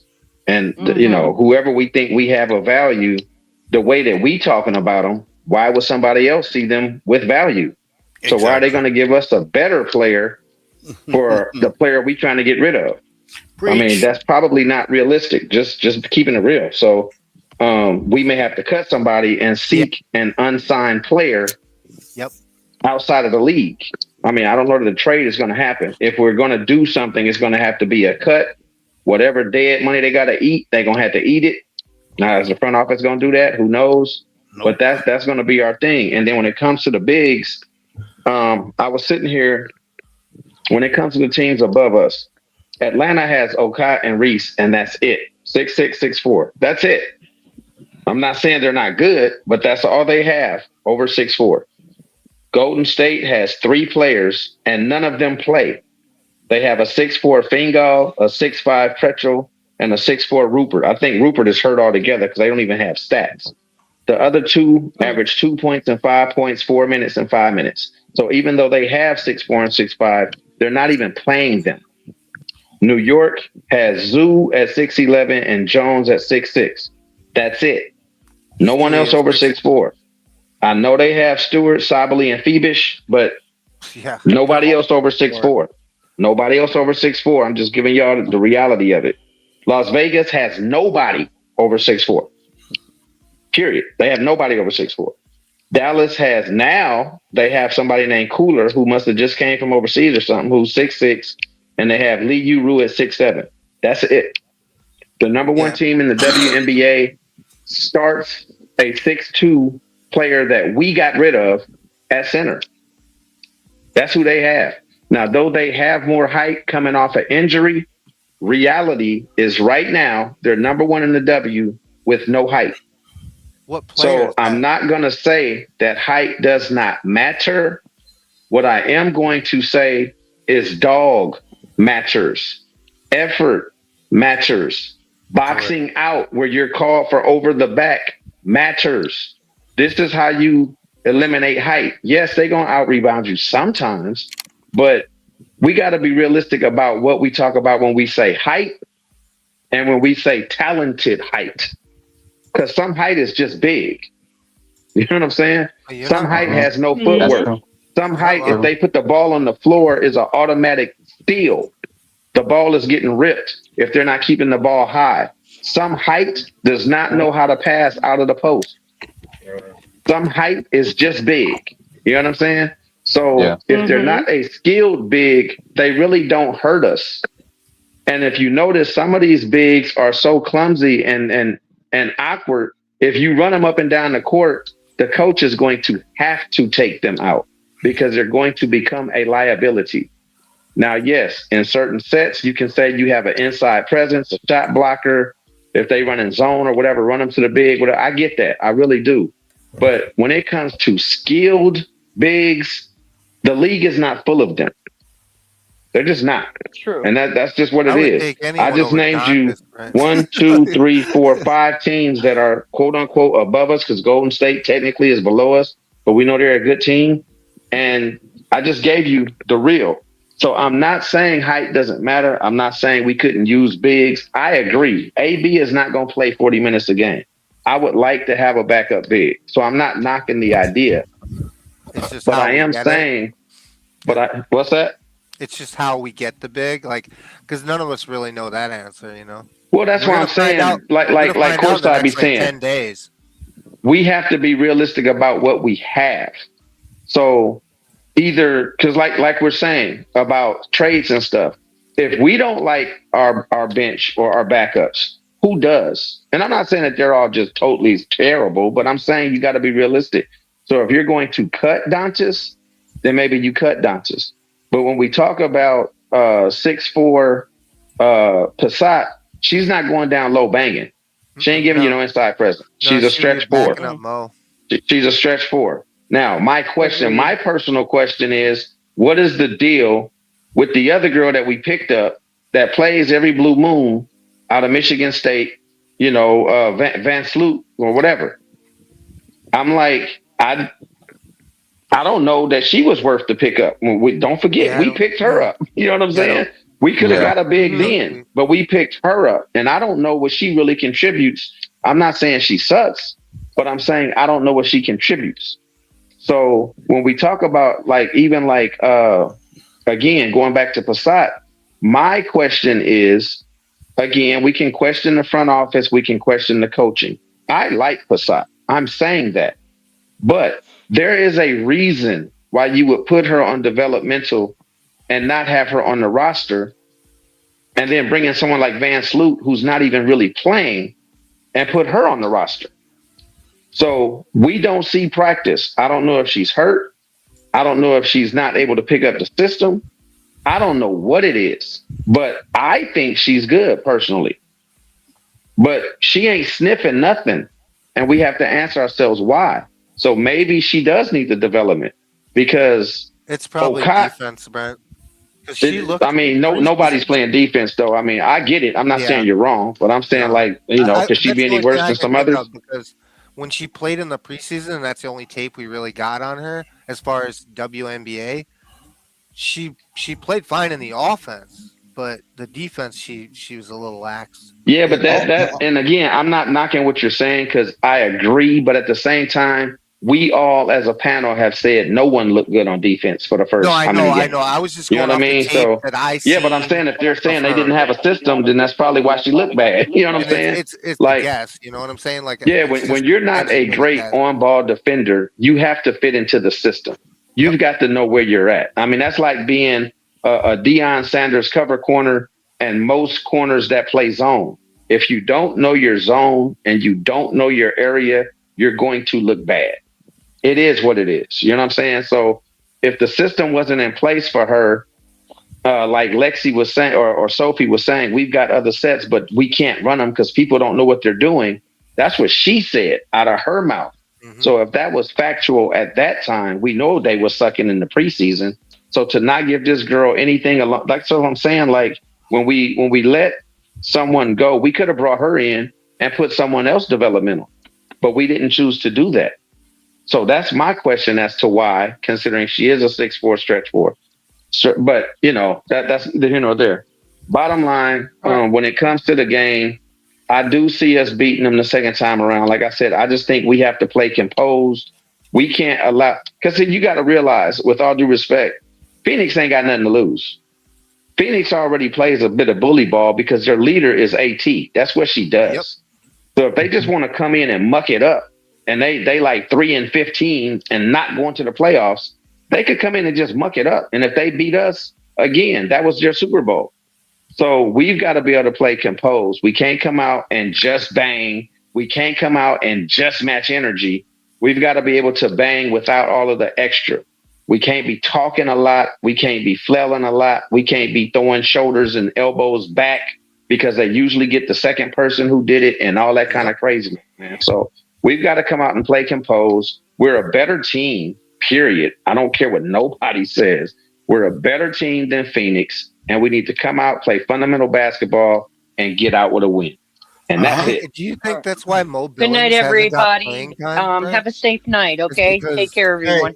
Good night, Maria. The Indiana Fever, the Indiana Fever problem ain't scoring. No matter what people say, I think they were number 1 or 2 in offenses in the whole WNBA. It's defense where they get beat up at. It ain't scoring. I think it's Indiana and Minnesota, or Minnesota and Indiana. I think they're the top 2. Hold on, real quick. Let me look it up.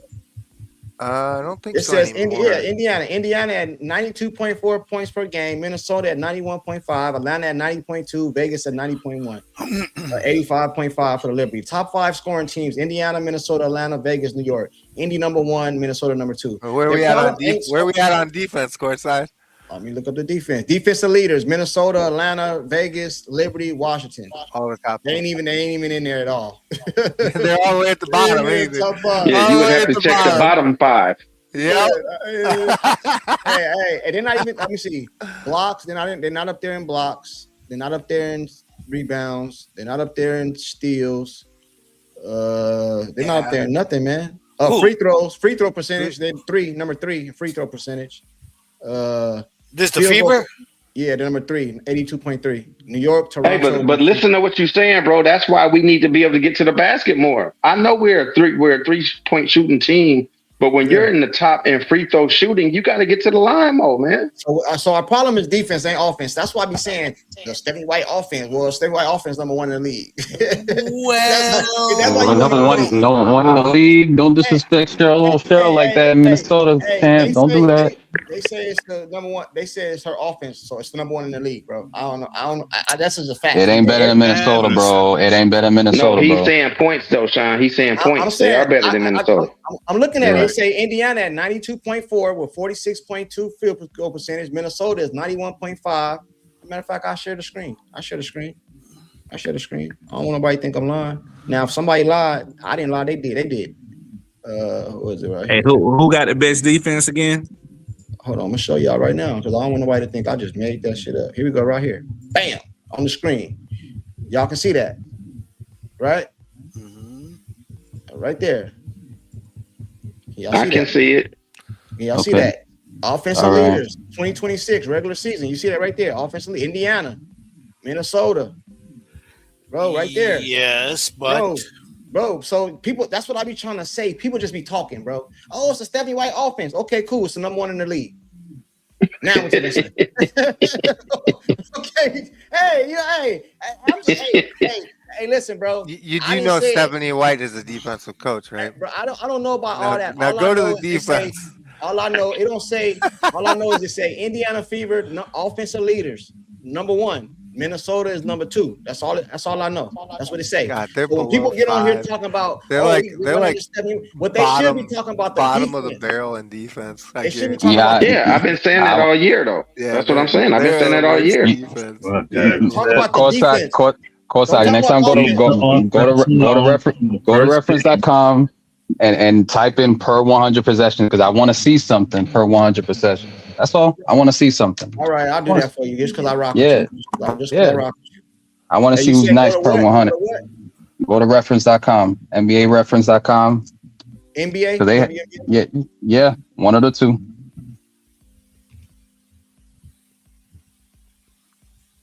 Per 100 possessions, who has the better offensive rating, Minnesota or Indiana? All right, WNBA standings teams. Where do I go to see leaders? I don't know.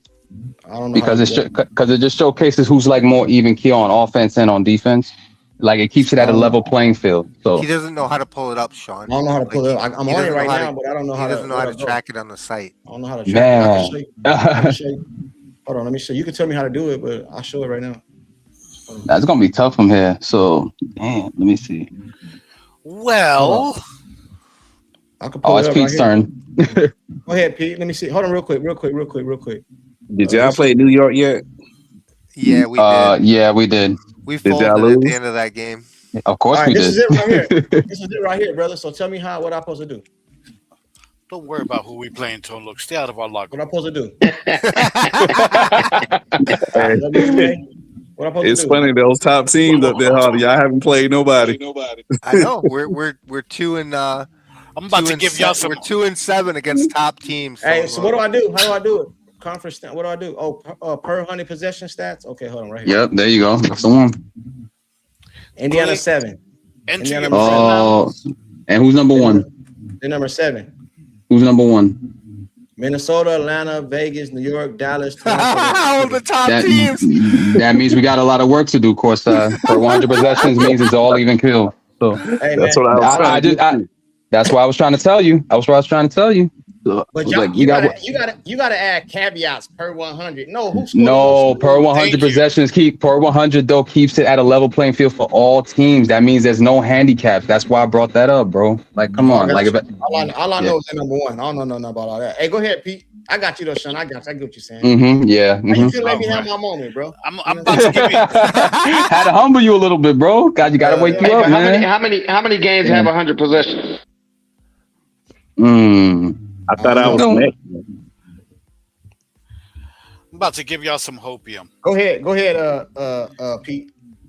You skipped me, I'm about to man. give you guys some. Oh, my bad. Who I hopium. skip?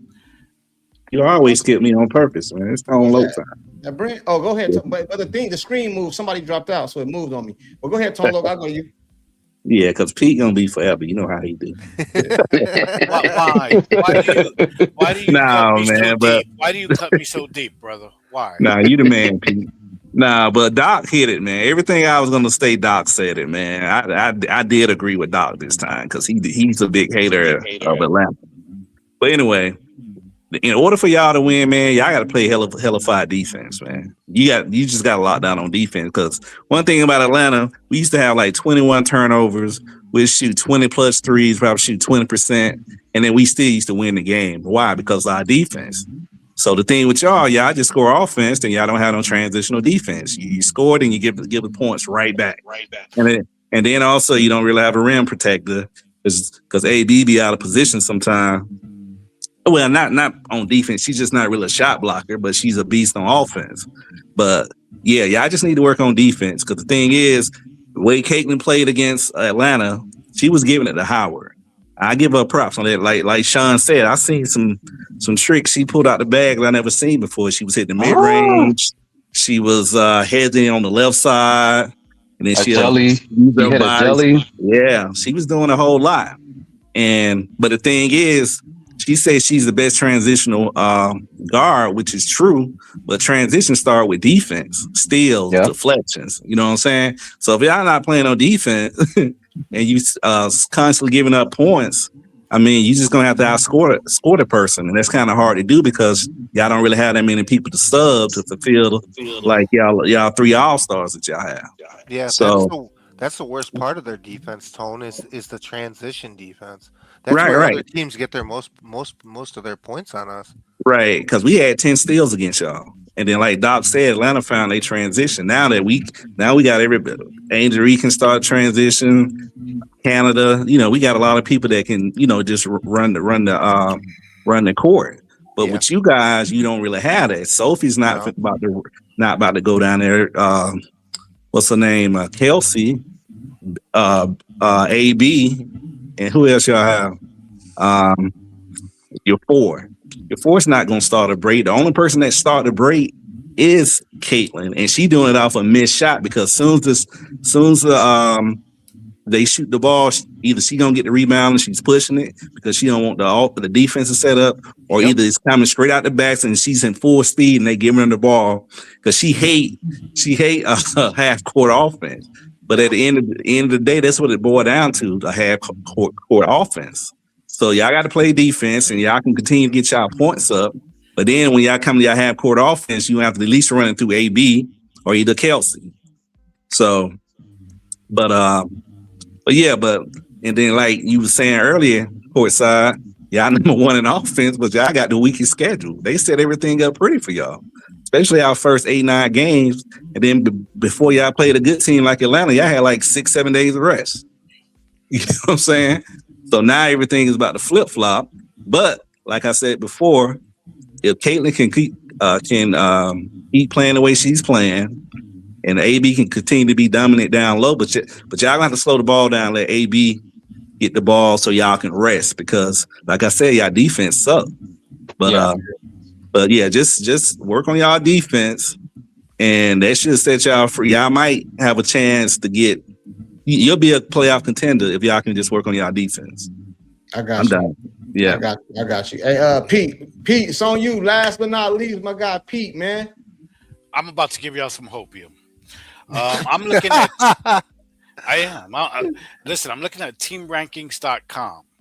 Okay, I'm looking at 2 stats. Number 1, WNBA team total rebounding for 2026. You know who's number 1? Indiana Fever. 53.6. They rebound a little bit better at home. 55.1, away 51.5. But they're number 1 in team total rebounding percentage. You got top 5: Indiana, Atlanta, New York, Minnesota, Washington. Vegas is 6th. I'm looking at another stat. WNBA team defensive efficiency. Okay. In this stat, we are, and this for the season, of course, we are 5th.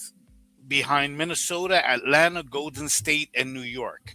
So we're not as bad as people think, okay?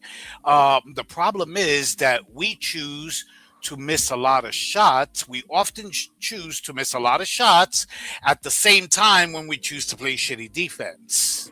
Okay, so that also will get you some losses. I believe we've got to really improve our interior defense. Brent brought up boxing out, very important. We may not have the best size, but we do have some bodies that can bang. Mo Billings can bang in the post. Boston, Hines Allen, they can bang in the post. Even Lexi can bang in the post. Okay, Dantas, no. But Lexi can bang in the post. Point being, you're more prone to miss a jumper than a layup. As many layups as they miss, you're still more prone. Yeah, I know that's saying something. I know. Believe me, I know. But you're more prone to miss a jumper. Where am I going with that? AB needs to improve her footwork. In the post, AB's footwork is the same on defense as it is on offense. She has a shitty whistle. I believe she has the second worst whistle behind Caitlin. Okay? Yeah. But you know that. You have to adapt to that. She's got to box out better. She's got to improve her footwork in the post because there's a lot of unnecessary motion that happens with Boston in the paint, whether on defense or offense. I don't know if you guys would agree, but a lot of it is unnecessary, and that's where she gets into trouble. Point being, yes, our guards are small. We're still out rebounding some teams. Atlanta, who I expected to really kill us on the boards, only out rebounded us 35-30 and 29-26 in these last two games. Okay. Again, point being, if we can play good, really good interior defense, start there and make them beat us with their jumpers and try to play serviceable defense on the perimeter, on the wings, we've got a better chance of canceling out that size in the rebounding aspect. Because, on a rebound from a jumper, you've got more weird angles than you do on a missed layup. Okay, on a missed layup. I agree with you. Hold on. You know what I'm saying? The other team is attacking the paint. Am I making sense, guys? You're cooking, Pete. Hold on real quick. It's not going to stop the other team from somebody attacking the paint. Atlanta. I'm sorry if I pronounced it wrong. This is funny to me. They said nobody mentioned the Fever went from first to last team being punked per 100 possessions. That is true.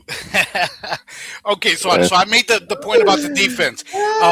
Speaking of his comment, listen, I'm going to close it with this because he just made me think of MHA. I like MHA. Okay, you can just look at her and know she's about the business. What she did today, okay, Alyssa Thomas, in my opinion, is the dirtiest player in the entire league. Yeah. Worse than Dejanay.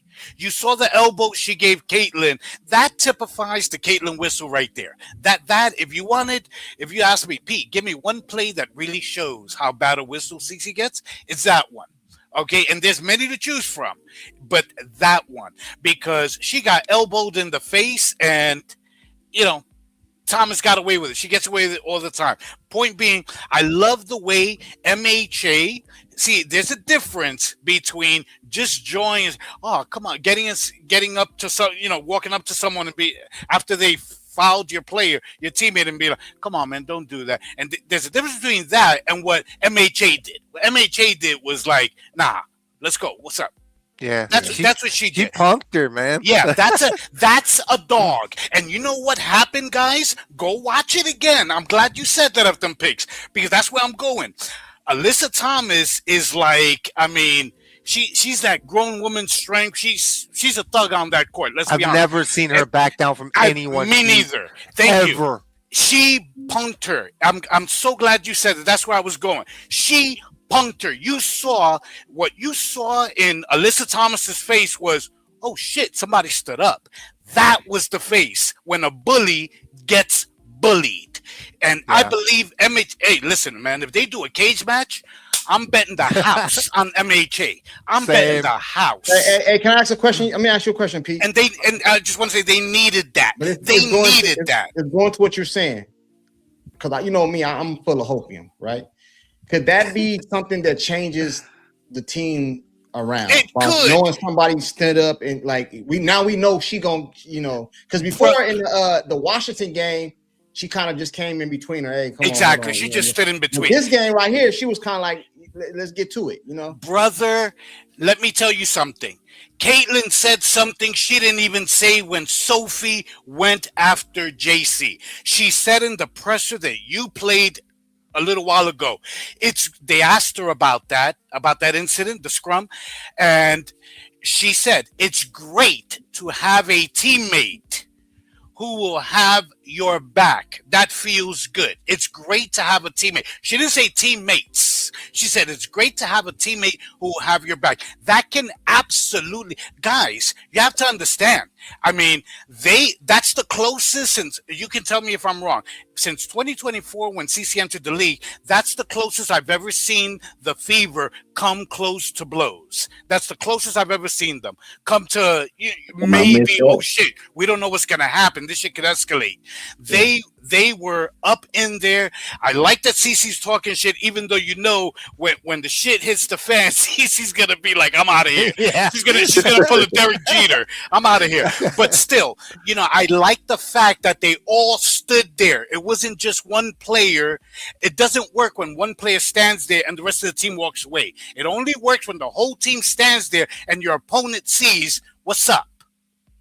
Yeah, I like the fact that Sophie Cunningham and Hines Allen. So I just to answer your question, yes, it could change the whole texture of this team. This could be a turning point. I hope it is. I'm not saying this will be, but it could be. And that was a great question. Thank you, Courtside. Your questions are getting better. Hey, that's it, man. We got to wrap it up, man. All right, we out, man. Man, everybody, appreciate everybody for pulling up, man. We're gonna win this game on Wednesday, bro. And I think we're gonna have a good. I think we're gonna end up. I think it's gonna be the Fever versus the Aces, bro, in the championship, bro.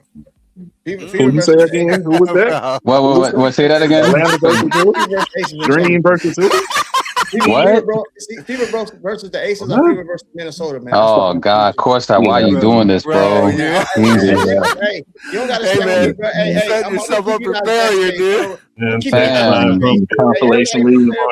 Courtside, I don't know how to take it a game at a time, man. He always jump in the line, bro. Hey, hold on, I'm gonna keep you guys in the That's how I know you skipped the line in school, man. You were trying to get that lunch early, bro. Hey, salute everybody, man. Appreciate y'all, man. I'm out.